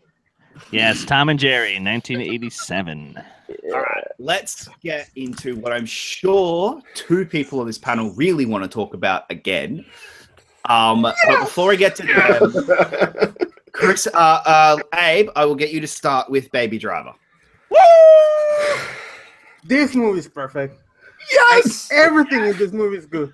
Yes! Like the soundtrack, the performances, the action, the direction, the script, everything. Like, I don't know. I was so excited when I come out of it. Oh my god. Yeah, just that. I'm just happy. Chris Clark, did you see Despicable Me? Yep. I mean, sorry, Baby Driver. Well, that's the complete opposite of Baby Driver. And yes, I did. I just saw it. And the colors pop. The editing is exquisite. I would say that the soundtrack, as Abe said, is fantastic. The whole tinnitus thing was very clever and original. Are we allowed to say spoilers or no?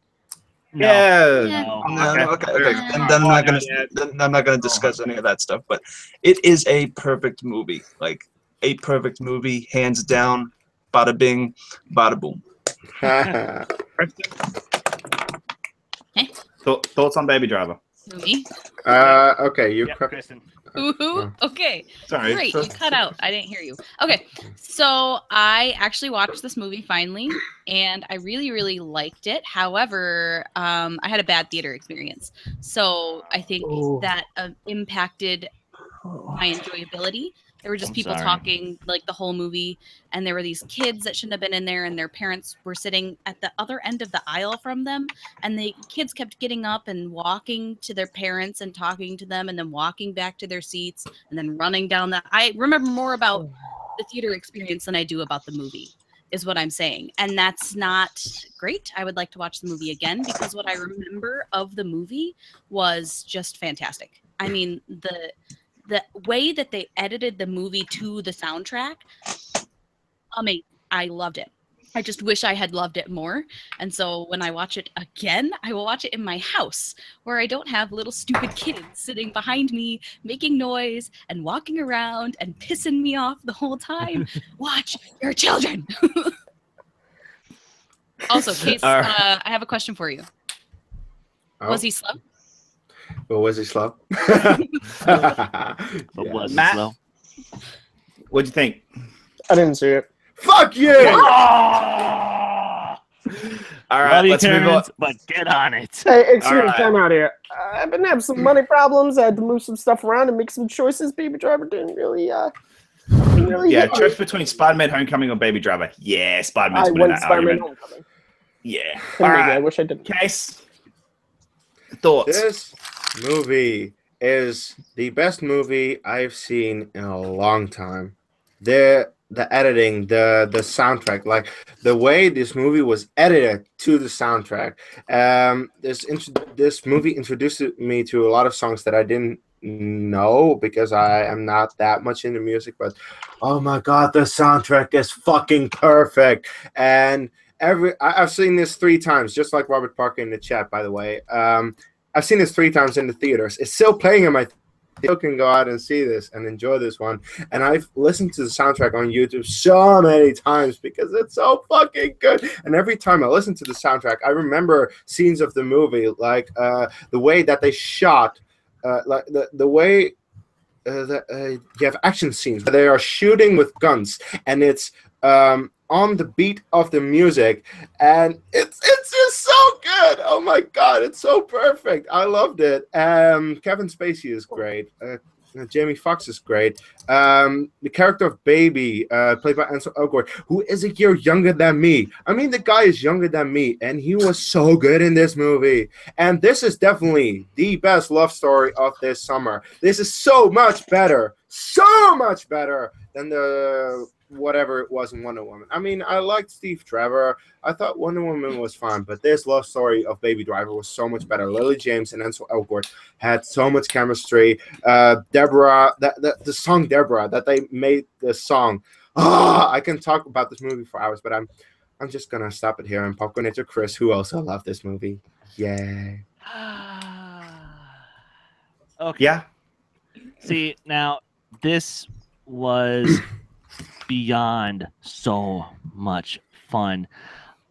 I was blessed. I was so blessed to get to go to an advanced screening of this movie, Same. and I didn't know what to expect because, as most of you guys know, I am not really an Edgar Wright fan. I think Shaun of the Dead is fine. I like Hot Fuzz, and I like At World's End. I just like it. Fucking bullshit. Scott Pilgrim versus the World is in my top 20 most hated movies of all time. Most of his stuff I just do not like, or I think is just fine. This movie, however, he removes all of his bullshit. He just focuses on telling a great story. And he focuses on using the music to tell the story. He does what James Gunn tried to do in Guardians of the Galaxy Volume 2, where the soundtrack is the story. And that's what impressed me so much about it, is that it's so much visual storytelling, but so much great dialogue, so many great one-liners and zingers and insults, and just so much bluntness to it. And the driving sequences. Sorry, Fast and Furious, get the fuck out of here. This is how you do it. So, but Chris, is Baby Driver about family? It is about family. I mean, was it slow? Exactly. All right, let's move Are on. you talking about me? We're talking me slow. Was it slow? To quote, that's not a nice word. To quote, The Dark Knight, the night is just as dark. The night is dark just before the dawn, and full of and the end of and the end and June of 20 and the end of June in 2017 was horrific. But then July came, and July brought hope back into movies and summer because we had week after week of incredible films. Let's start with Spiderman Homecoming, opening to $117 million. Matthew Kearns, what were your thoughts on Spider-Man Homecoming? Movie is good, not great. As a longtime Spider-Man fan, I have huge problems with it. As a movie fan, it was very good. But overall, not the best. Not the worst either when it comes to Spider-Man. All right. Chris. Okay. Ditto. Look, Adrian Toomes is a great Marvel villain. I'm glad we finally have one who's better than Loki, in my opinion, because he's relatable. Mm-hmm. And I actually like Tom Holland as Peter Parker. I think his relationship with what's-her-face, I'm blanking on the daughter's name, but I think that relationship was great. I thought Zendaya was a lot of fun in her little moments she had. But, yeah, it was good. Not great. Kristen? No, I really liked this movie. I thought it was a lot of fun, which a lot of the other Spider-Man movies haven't been. They've been a little bit more serious, and this one was just fun. And if you've watched a lot of the cartoons or read a lot of the comics, I mean, then they should be. I mean, there's some more serious moments for sure, but I think that they definitely need to have a little bit of fun in them. I loved the acting. I thought that it was just spot on. And I really enjoyed the humor in this movie and the way that they incorporated the humor into the action, but not in like a Guardians of the Galaxy way. It just was like Spider-Man running through a field and trying to use his web slingers, but there's nothing for them to connect to. And they made it that way instead of doing Hollywood tricks or video game tricks and making it infinite and, you know, connecting onto clouds or something. No, that's just, I love the way they handled the character. I love the way that they handled the mythos behind it, and Jesus Christ, Michael Keaton was just awesome. Like, just one of the best Marvel villains. I loved this movie. I need to watch it again, but it made me happy. It made me laugh. I liked it. Abe, what were your thoughts? I really like this movie. I think the cast was awesome, but everything is good. It's funny, it has good action, but some reason it doesn't resonate with me. Like, it's just another movie. It's Spider-Man movie. Doesn't have the heart I think many people think. Move on. Fair enough. That's actually a really interesting point. Like, the film did show a lot of heart to it, but did anyone else feel like it was maybe a little bit misplaced? Unlike other Spider-Man films where some of the heartfelt moments hit me more, this one just it's interesting. I saw the writing, I saw the acting, I said I should be feeling something, but I'm just not. I'm not sure if that's me or the movie. Yeah, no, I have the same thing. Chris Clark, what are your thoughts? High fives. Well, yeah, I actually kind of agree to an extent with Matt and Chris. The thing is, the movie was fun for me. I liked it. I liked his friend. I liked Michael Keaton's Vulture as a villain. They were all great. It was a fun movie, but it just felt cookie cutter. I don't know. It just felt like it wasn't special. I hope that makes sense to you guys. It just didn't feel like it was anything to go home about. It's a movie that happened, and it was a movie that I'm glad I watched. It's probably not gonna be a movie I'm gonna watch again unless it's like on TV or something, but it was enjoyable. I mean, yeah, it was fun. It was a better Spider-Man movie than we've gotten in a long time. And Kees, what were your thoughts? I love this movie. I thought this was the best Spider-Man movie since... what's the best Spider-Man movie we've had? My favorite Spider-Man movie was the first one, which is a little dated, a little campy, like early 2000s. It had some weird stuff in it, but like I hated the two Amazing Spider-Man movies. I can't stand those movies, so I was like, oh my god, this is so much better than that. And I saw it again, second time in the theater, and I really liked it the second time as well. And I thought the villain was great. The use of Tony Stark as kind of like Uncle Ben, was great. And just the fact that they did something different than the previous Spider-Man movies have done, but still they managed to just do a good job at a Spider-Man movie. I really love this movie. So yeah, that's it. Yeah. No, I'm kind of at the point where the Marvel formula is starting to get to me. And it's starting to be like, yeah, this is a fun, enjoyable movie. I'm enjoying what I'm watching, but I'm not... If in a year from now, I will forget when Spider-Man Homecoming came out.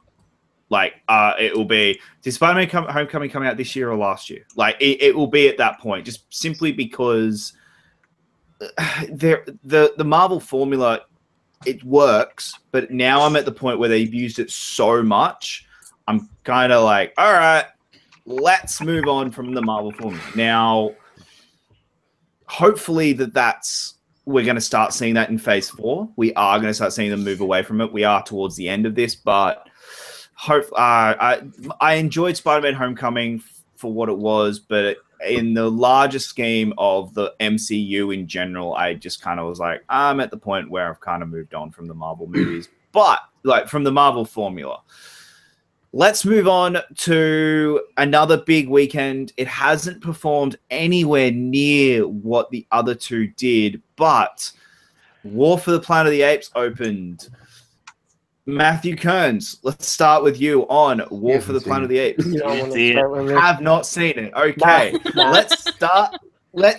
My Ape movies star Charlton Heston. Thank you very much. Not James Franco. All right, let's start with Chris Doman. What were your thoughts on Apes on Horses? Apes on Tanks. Apes on Tanks. Get it right. And this movie was amazing. I have my own little ape who wants to come say hi to me. His name is Colt. He's my youngest Neff dog. But look, War for the Planet of the Apes was beautiful. It was haunting. It was the think piece, but it wasn't complicated.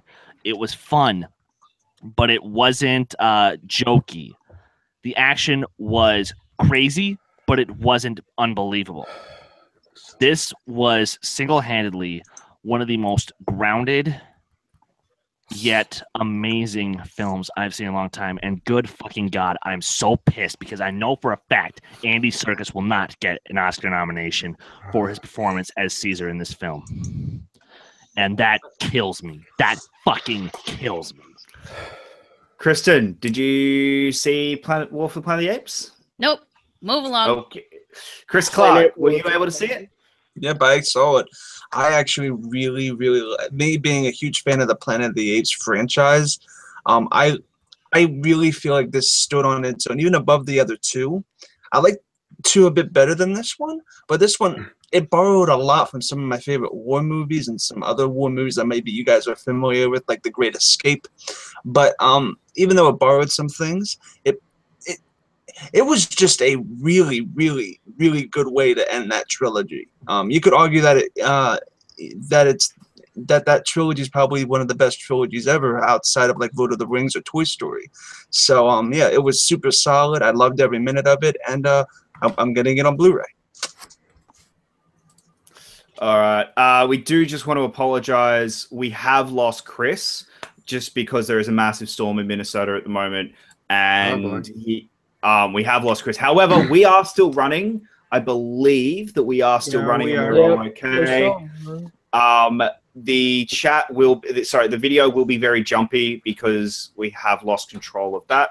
If you give us a couple of minutes and we will have that up and running again. However, let's move on to Abe. Do you want to talk? What was your favorite? What did you think of War for the Planet of the Apes? This movie is what blockbuster should be, like class. When I see every frame of this movie is class. Like I think the cinematographer, the direction of Matt Reeves, it's everything a blockbuster should be. It has heart, it has characters. Also, it's a third movie. What else can you expect? But I don't know. I watched this movie and I feel like I'm watching a movie, and I don't know if it makes sense, but there are so many movies that I've seen this year that it doesn't feel like a movie. It doesn't feel like an epic, and this movie is an epic. All right. Kees, what were your thoughts on War for the Planet of the Apes? War for the Planet of the Apes is one of the best movies of this year. This was, I mean, everything about it, the visuals, the opening scene alone. The opening scene just grabbed me.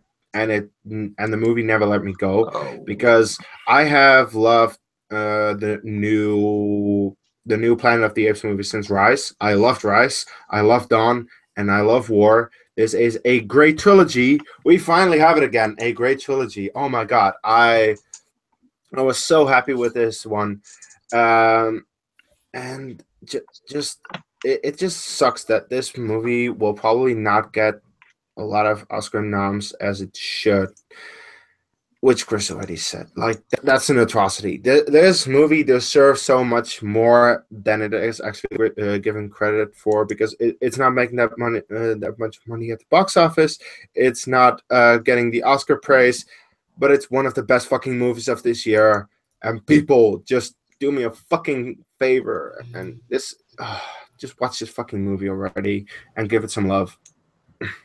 I will agree on that. It is one of the best movies of the year. I loved it. I did genuinely full on. Oh my God, Jacob loved the movie this year. I love this movie. Now, I do have issue with how it ended. I think the ending was very. Maybe you should talk to guys talk to the guys of how it should have ended.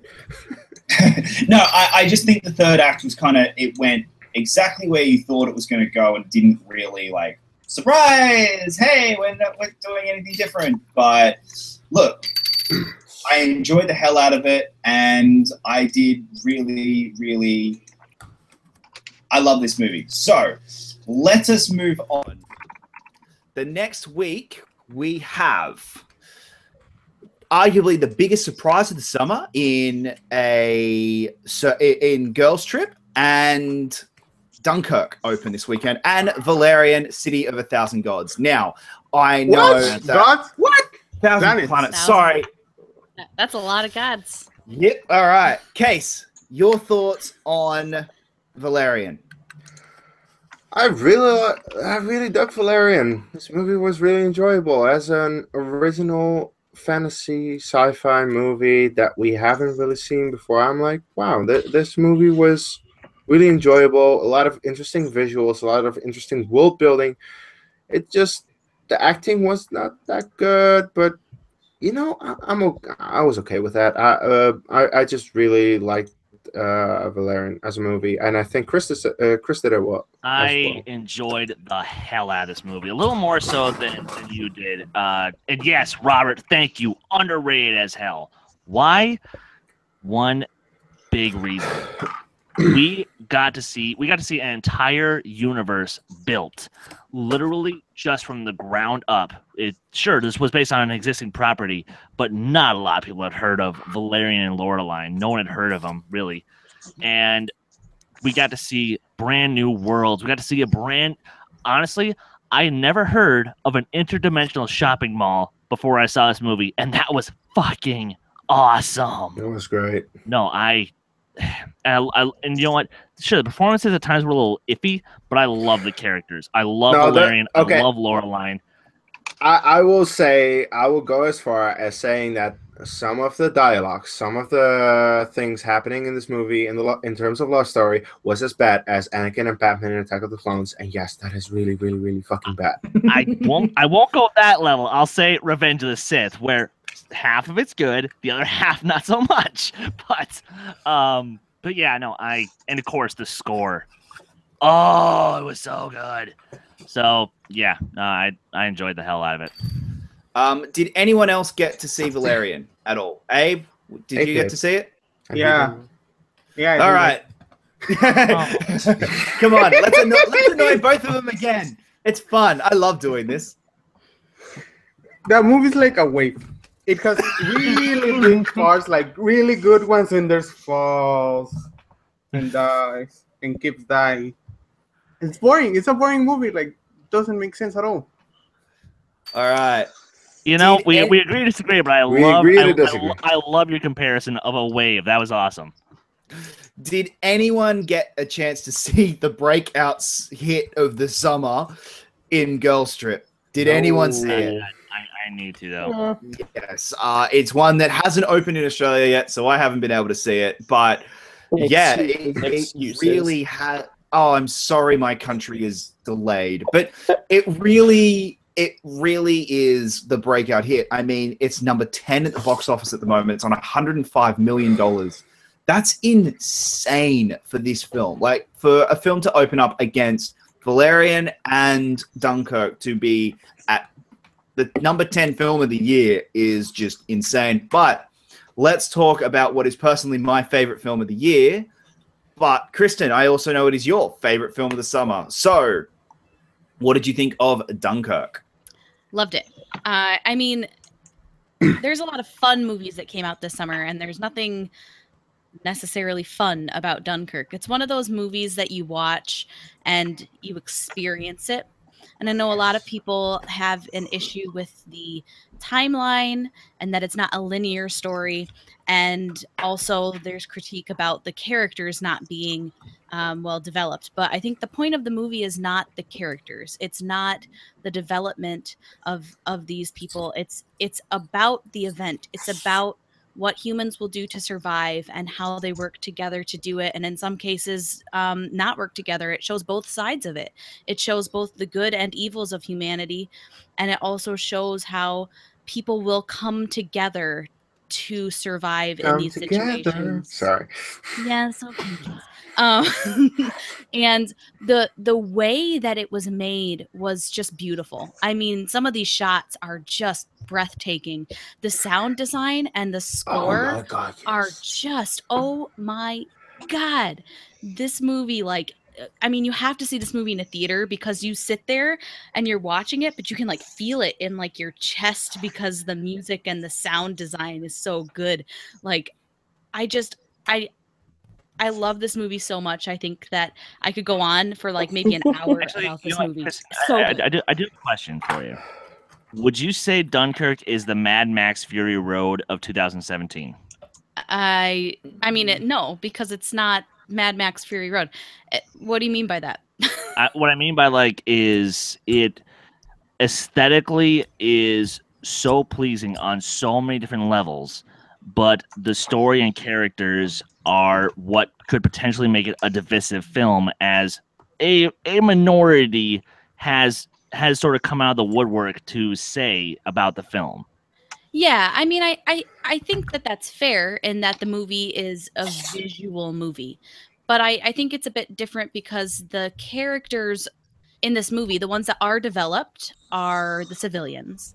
The ones that aren't developed are the soldiers, and there's a purpose to that. In my opinion, there's a purpose to everything that was done in that movie. And the reason that the soldiers didn't have any developed characters is because they're soldiers. When you're hearing about war in the news, you're just hearing about nameless faces. And when you did get development, it was about civilians. And I thought that was really clever. And so I think that it's more than just a beautiful movie to look at, right? It's deep, and it has a lot of things to say about the tragedies, but the meanings behind war and the meanings behind that event. And as a history student in a past life, I just appreciated the way that they showed how that was impacting not only the soldiers themselves, but the civilians and the people who had to live through it in both, both sides of the sea. And I loved it. It was great. So, Abe, what did you think of Dunkirk? This movie is great. Like everything Kristen says, she's right. Like it has power, it has emotion. Even though you don't get that engaged with the characters, but at the end, it's a story of hope, and it makes you feel good when you finish it. And as I said about War of the Planet of the Apes, this is a movie like everything is good about it. Not everything, but like almost everything. The direction, the sound design, the score, the performance, and I think Mark Rylance is on another level as an actor. Every time he appears on screen, he steals the show. He did it 2 years ago in Bridge of Spies. Yeah, and he does it again in this movie. All right. Chris, what were your thoughts on Dunkirk? Controversial opinion. This is going to win all the technicals at the Oscars next year, and it should. The direction is fantastic. The score, brilliant. I didn't care for it. I didn't care for it because yes, I know that was the point of the characters, is that you aren't really, the soldiers are nameless, they're faceless. You're not supposed to really know about them. They're the boys who are out fighting the war. And yes, back at home, again, more development, but I was hoping that we would at least get, some form of character from a lot more of these soldiers, and I was going in there with the wrong expectation. I was going in there with the wrong mindset. Now, granted, Kristen, you actually have turned me around on a couple of points that I was going to make, so I will be, I need to give it a rewatch and look at it with a fresh set of eyes, with a fresh perspective. But there's a reason I said this. I want to call this the Mad Max Fury Road 2017 because, again, the aesthetic is perfect, but it's the story and characters that make it divisive. So I will, like I said, I'll give it another shot, and I'll get back to you on that. And Kees, you're the last one. Dunkirk was awesome. Oh, sorry. Dunkirk was amazing. I saw this in IMAX, and you have to see this movie in IMAX to fully appreciate it because the sound and the score, oh my fucking God, this was so good. This was so good. It was some of the best I've ever seen in over 2 years that I now have this movie pass. I've seen a lot of movies in IMAX 3D, but Oh my fucking god! The sound and the score of this movie are so incredibly fucking good that alone makes this movie worth watching. And besides that, it's a different kind of war movie. Get over it. It's not the type of war movie that gives you a lot of character and says, "Oh my god, I gotta ride back home and I gotta get back to her." And it's like that kind of crap. It's like, no, we actually get a sense of danger and an actual sense of like how this movie, how these characters in this movie are just trying to get out of a desperate situation. And I thought it was brilliant the way they did he did it, and it was just a different take on a war movie. And I love Dunkirk. It was one of my favorites of this year. And Matt, what were your thoughts? Yeah, I love Dunkirk as well. I was lucky enough to see this movie in IMAX 2D, which was, I got the sound quality of IMAX without having to wear the glasses for 2 hours. Oh no, it's not in 3D, by the way. It was It's never just in 3D. 2D. Well, I don't know that. I don't go to 3D movies, but beyond that, when I saw this movie and one of my family members asked me like how it was, they said, they asked me to kind of describe it because they were interested in seeing it. I said, the opening to Saving Private Ryan, imagine that as a 2-hour-long film in the best way possible. Now, I get that, okay, maybe it was light on character development and everything, but I don't think that was Nolan's intention to tell. He wasn't trying to tell a story where you have this young soldier who joins the army and gets sent to Dunkirk and it all goes to shit. It's basically the story of, these soldiers are screwed. And this is them trying to survive it. And you get Mark Rylance and all the stuff on the boat, which is interesting. It's a different side of war. And then you get Tom Hardy, which was personally my favorite part of this movie. I thought his whole thing with the squadron, and I'm on him. So good. It was so good.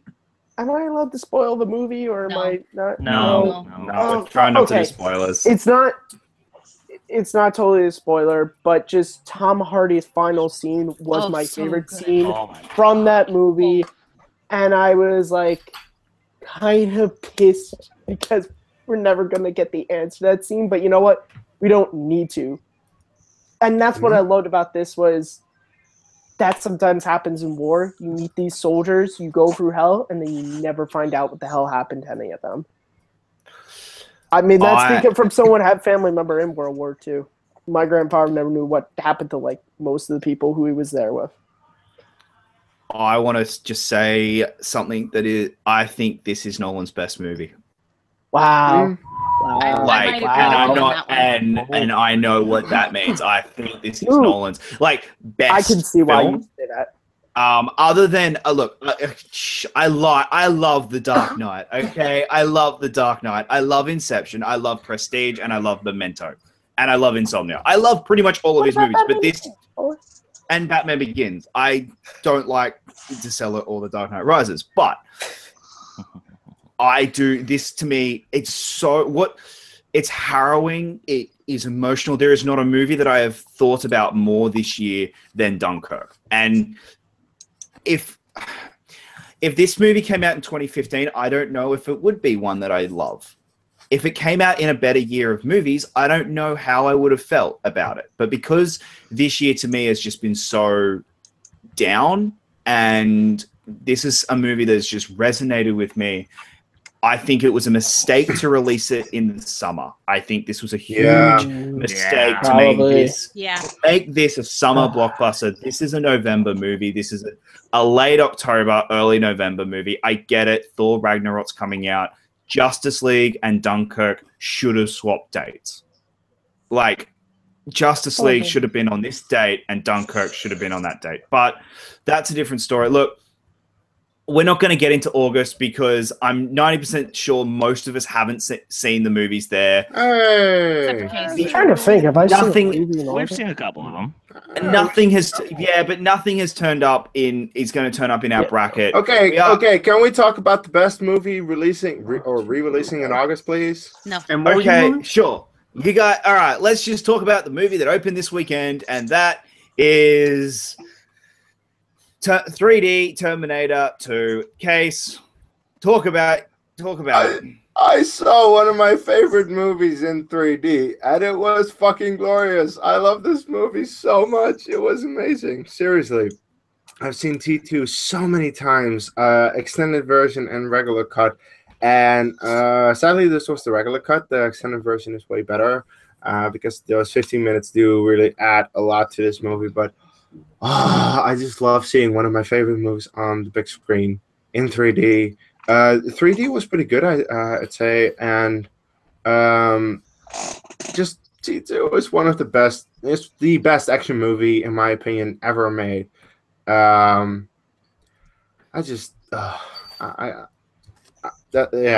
all I can say for now. But oh my god, I love this so much.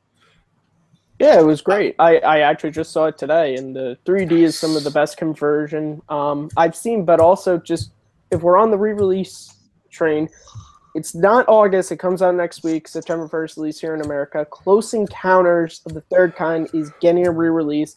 Please, if you have never seen this movie, take the opportunity to see it. Please take the opportunity to see it on the big screen. You're going to enjoy it. This is my personal favorite Richard Dreyfuss performance and one of my favorite Spielberg films. And one of my favorite films of all time, actually. Overrated. Sorry, did I say that? Screw you. Okay, Sorry, did I I say was that just out loud? reminded by the chat a lot. We forgot a movie in August that I do really want to talk about because I adored this film. It was so much fun. I haven't laughed my ass off. I haven't laughed this hard in a movie in a very long time, even though I wouldn't necessarily call it a comedy, but I think this is one of the best comedies that I have seen in years, and that is Logan Lucky. Daniel Craig gives his best performance I've ever seen him give, ever. That's including Bond, that's including Girl with the Dragon Tattoo. I think this is his best movie. Kees, you seem like you're disagreeing with me. He's gonna say Casino Royale, Jacob. Yeah. Are you fucking kidding me, Jacob? Oh, what wait, the but fuck? Did you see the movie? He I did. did. Oh, okay. This movie was fine, and that was all it is. And what the fuck are you talking about, Jacob? I have not laughed so hard. Okay, sorry. The Game of Thrones scene, I nearly fell off my chair. That was funny. That was amazing. I laughed so hard. The bear in the woods, the whole, I am a massive fan of Ocean's 11. I love Ocean's 11. And to see how the marketing for this see how the other side live was just insane. And I thought it was brilliant. It was smart. It was funny. I loved it. Soderbergh, please don't ever leave us again. Please, no, stay. Problem is though, Jacob, it's not gonna make its budget back, bro. No. Sadly, I mean, look, unless it makes a crap ton internationally, yeah, this might be Soderbergh's swan song, and that's unfortunate because Adam Driver was brilliant. Seth MacFarlane, I thought he was hilarious in it. Adam Driver was so much different from Kylo Ren, and that was so good. And that's why I loved him in it.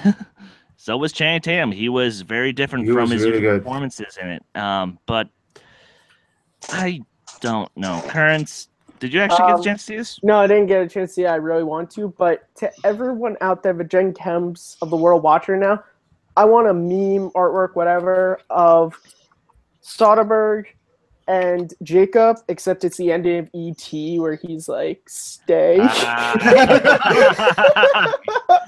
I'll be right here working out. And he's like holding up a Blu-ray of Logan Lucky or something.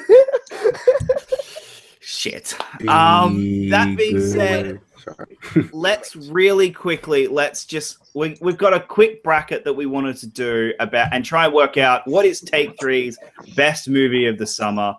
This is going to get interesting, but all right, I will go around the board. Our first matchup is Baby Driver versus Alien Covenant.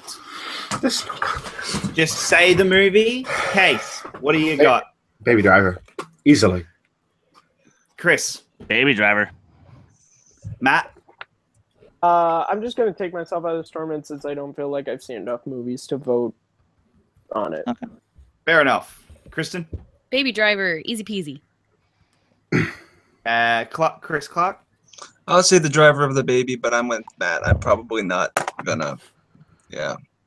All right. But- No, Chris, you have seen every single movie. And so, Oh, I have? Matt, so have you. You both have seen Okay. every movie other than Dunkirk. I know, And Matt. Matt, you've seen Dunkirk. Then Baby Driver. Okay. Matt, just give us your vote. What's the Baby Driver and Covenant. Baby Driver? All right. And Abe. Baby Driver. All right. Baby Driver massive wins that one. Alrighty. It's no contest. Glad to see the chat is no. also in agreement with us. Manning, Exactly. Jonathan Peck, Jake Iyer. Thank you guys. All right. 20 viewers. Woohoo! No, definitely not a tough one again either. Dunkirk versus Pirates of the Caribbean. Let's start. Abe, let's start with you. Dunkirk. Chris, you weren't able to see Dunkirk or Pirates, were you, Chris? Clark, I meant. Sorry. No, So, I yeah. wasn't. No. Kristen, Dunkirk. Matt, I think this is going to be Dunkirk. Chris, Did they? Yeah, that was good. Chris, Oh, fine, Dunkirk. Case. Look, I really like Pirates of the Caribbean, and I want to defend it, but Dunkirk. Same. Might be a bit of a tougher one, this next one, but we have Guardians of the Galaxy versus War for the Planet of the Apes. Tougher? Are you kidding me? For some people, maybe. I don't think so. The next one's a bitch, but let's start. Case, thoughts? War for the Planet of the Apes. It's the second best movie of this year. Come on. And Chris? Apes on tanks. Apes on tanks, bitch. Kurt Russell, Guardians 2. Oh, we you have our haven't even first seen answer. War for the Planet of the Apes. All right. Kristen. I didn't watch Oh, War for the fuck. Planet of the Get Apes. the hell out of here, Evan. Evan, go away. We don't want you here. Evan, Go what the home. fuck are you You're doing? drunk. We don't want you. Power Christ. Satanic demon baby. All right. Evan, we're too busy for you. Yeah. All right. Whatever. Stay, but you're not voting. All right. Kristen, you said 8? Nope, I haven't seen it, but if I had seen it, I would have picked Apes. Okay. Chris? War. War and Abe. Guardian. All right. Ooh. Well, unfortunately, War does win that one for Abe and Matt, unfortunately. I'm so happy about that, though. All right. Now, the tough one. This comes down to a very tough one. Wonder Woman versus Spiderman Homecoming. Oh. I don't think that's So, Really? Abe, let's start with you. Wonder Woman. Wonder Woman. Chris, Clark. Wonder Woman. Kristen, do I need to even ask? Wonder Woman. Matt. Wonder Woman. And she has won by default. Evan. You Is that guys extra? gotta be kidding me. Spider-Man Well, Homecoming. That's why we told you to You're get not out. in this Yeah. conversation, Evan. And Chris. Come on, is that even a question? Wonder Woman. Wow, I thought this would be a lot tougher than it was. All right. And Hey, I'm getting there. Case. Wonder Woman is overrated. Spider-Man Homecoming is so much better. Jesus Okay. Christ. Thank you. Well, now we're on to the very tough round. So, Baby Driver, Dunkirk, War for the Planet of the Apes, and Wonder Woman survived, which means our next one is... our next one is Baby Driver versus Wonder Woman. Case, I already know your answer. Baby Driver! Jesus Christ. Chris. Well, yes, I'm sorry. Case now has to get physically ill over this. Baby Driver. Evan. Baby Driver. We aren't including Evan. Matt. Wonder Woman. This could get He into a hasn't seen contest. Baby Driver, so he can't vote. Oh. You let me vote for Baby Yeah, Driver. Or Yeah, Kristen. Jeez. It's Baby Driver. This one was tough though. This one was tough for me. Oh yeah. Alright. So like it. And Chris Clark. A baby driver. Yeah, baby driver. Abe. Baby Driver. God damn it! I would Thank you go so Wonder much. Woman. I'd be the honorary Wonder Woman. All right, Best movie of the summer. all right. You haven't Let's seen Baby Driver. and Uh, our middle two. Dunkirk versus War for the Planet of the Apes. Oh my god! Abe, I'm starting with you. Dunkirk. Chris Clark. Planet. War for Planet. Yeah. Kristen. It's Dunkirk, and I'm gonna lose this, and I'm so mad at you guys. Matt. Dunkirk. Oh, Evan. Dunkirk 3-1. I haven't seen Apes, but Dunkirk is overrated. So Evan doesn't count. Evan Doesn't count. Chris. War for the Planet of the Apes. Apes on tanks. Case. I have the deciding vote. That's the issue, and I hate you for this. Oh, fuck me. War for the Planet of the Apes. And I'm very sorry, guys, but I have the deciding vote, and it's Fuck you. Dunkirk. You asshole. You You Because fucking Dunkirk is asshole. Dunkirk is the best movie of the year, and yeah, Dunkirk. So Luckily, it's not going to win this bracket. No. Dunkirk versus Baby Driver. Case. Baby Driver. Chris. Baby Driver. Evan, you haven't seen Dunkirk? Yes, I Oh, have. wait, I've you seen have. Dunkirk. Sorry. Oh, you haven't seen more. it- Right. Yeah. It's Baby Driver, but this is the best movie of the year. Let's make that clear. Disagree. That's the best movie. And Disagree. okay, I'm Move officially along. kicking you out. Get the fuck out of here. Matt. Dunkirk. You haven't seen Baby Driver. Kristen. Dunkirk still. Kristen. Who's next? Oh, Kristen, sorry. you are. I didn't hear you. I'm It's sorry. Dunkirk. Do you have to ask? Chris Clark. Well, I haven't seen Dunkirk, but Baby Driver. Yeah. Thank you. Oh, you don't have a problem. He didn't see Dunkirk. I'm counting So you. that Matt. just I'm counting both of you. So yeah, that's fine. Abe. Is this the deciding vote? Sorry. Is No, this it's not the decide- It's not the decide. Okay, Baby Driver. Baby Driver wins. Yes! Yeah. Baby Driver wins. Fuck 3 to Dunkirk. 5. Christ. Oh, whoa. Sorry. All right. So Had to. I never Case, win guys any forget, of Case these. likes to win.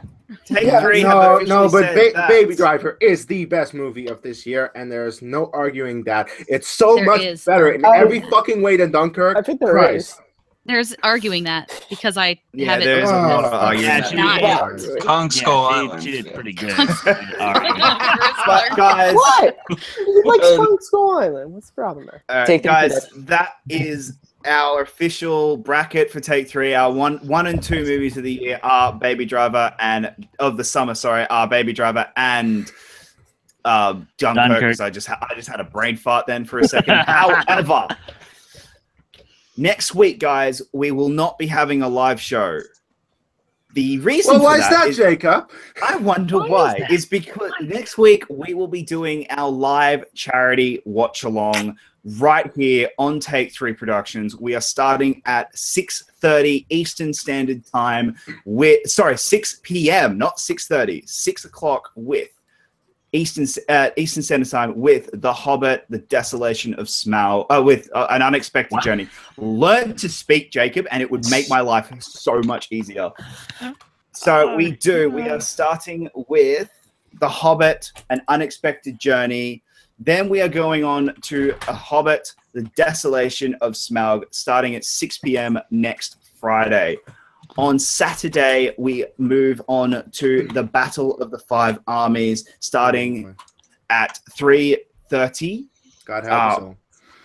So that 3:30 Eastern Standard Time, what we do start with Battle of the Five Armies. Sorry, 3 p.m. for Battle of the Five Armies.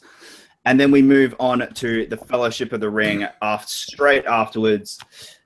And then we move on Sunday, the big one starts. It's going to be the fun day. We have the extended edition of The Two Towers at 3 p.m. Eastern Standard Time on Sunday, and Return of the King at straight after for Lord of the Rings, The Return of the King.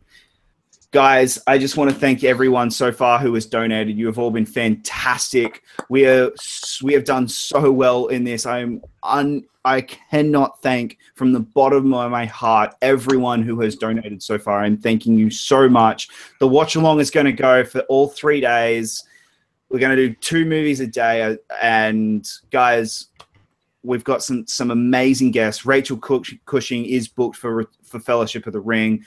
Robert Myburnett is booked for Return of the King. Two Towers. It's Two Two Towers. Towers. Sorry, Two Towers. No, Return of the King, right? You said to Return of the King. I did, but I realized that Two Towers is the one that's happening at 3 p.m. My bad. Okay. Never mind. Oops. Oh, the same. Still great. Yeah, so we're getting Robert Myburnett as well.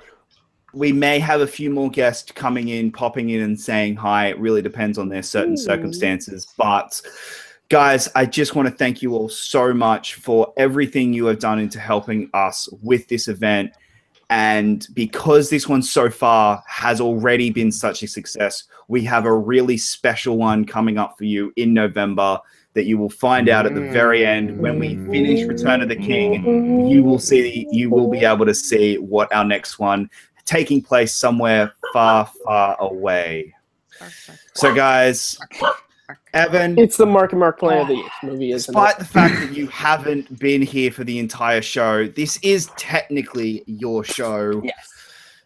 Why don't you say goodbye to everyone for us? Well, I'm gonna have fun rewatching this show, seeing what did or what did not happen. So I'm watching all of you. Everything happened. You missed it.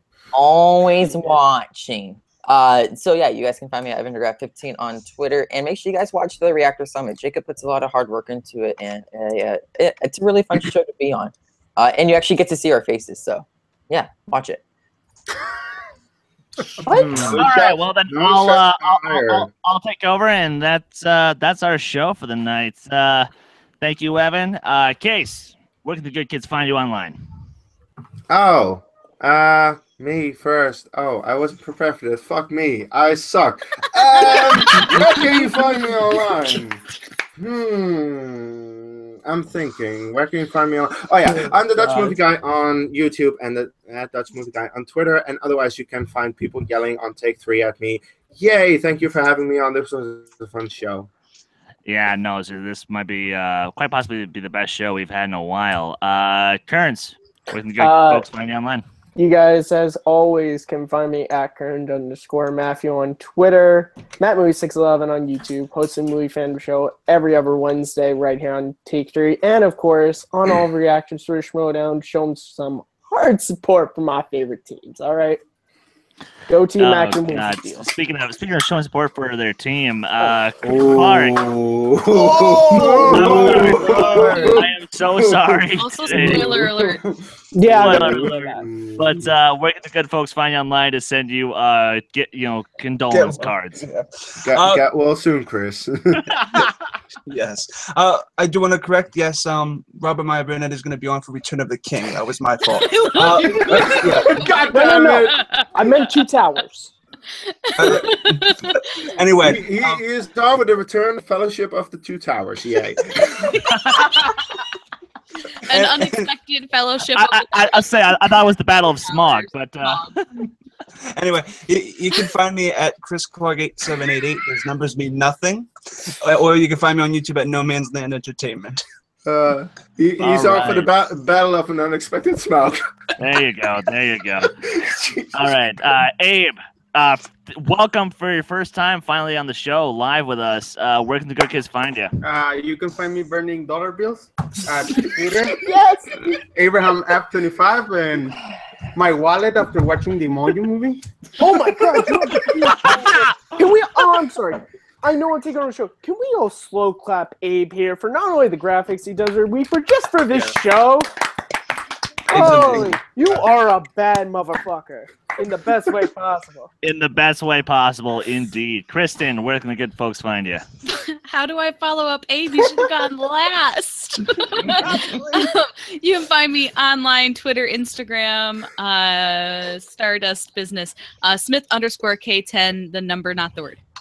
And you can also find her on next week's episode of After Schmo with Ryan Stelly and Jay Williams, good friends of the channel. Jacob, you guys can find me hosting the Reactors Summit. Again, this week we'll be up late because there's kind of a big, massive fight on tomorrow, and it's in smack bang the middle of the day on a Sunday for me. So I'm going to be up there drinking, watching that. Jacob, there's Formula One this weekend. Yes, I know. It's been on there the entire time I've had it on. I have not been also watching Formula One. No, but honestly, guys, you can find me at hosting the Reactors Summit when it does eventually drop, and on here defending my freaking belt against this Zach Mitchell kid who decided to. Well, that match didn't go up. Oh my god! All right then. Okay. No, that's what I was go hoping up. to say. Because It's look, good God enough. forbid that little shit Lucas actually does win that fucking match. Now look. Okay, sorry to steal your thunder, Jacob. Because I know you want Zach. But there's a possibility Lucas might be coming for your belt. If he does, what are you gonna do? My boy Jacob's gonna kick little Lucas Showbox ass is what he's gonna do. Well, yeah, because plus he's got to avenge both of our losses, that little fucker. Yeah, So okay, fine. Sorry. I'm done with my little worldwide movie trivia rant. I know. I'm trying to sneak it in, because it's amazingly enough, I've not had a chance to talk about it yet this episode, and that's okay because, like I said, one of our best episodes to date. And of course, you guys can find me on Twitter at my band Last Shot of Redemption at LSAR Band MN. You can follow Take 3 Productions on Twitter at Take 3 Trivia. And you can always find me hosting the Worldwide Movie Trivia League, as well as our Schmodown reactions, which have just been crazy this week. And, of course, we're going to be doing it next week. But I do have to say one last thing. Before The Last Jedi comes out, I'm thinking about bringing back one of our shows, and there's a member on the panel who will be my first guest. I'll let you take a random wild guess as what show I'm talking about and who the guest is. But aside from that, guys, one other last thing. Blooper reel for Manny versus Jen drops tomorrow morning. Be ready with reaction videos and be ready for the contest attached to it. More details will be coming later. So, for the entire crew, Abe Flores, Chris Clark, Jacob London, Kristen Smith, Matthew Kearns, Evan DeGraff, Case Cornelesa, I'm Chris Stoneman. We'll see you guys next time. Take care.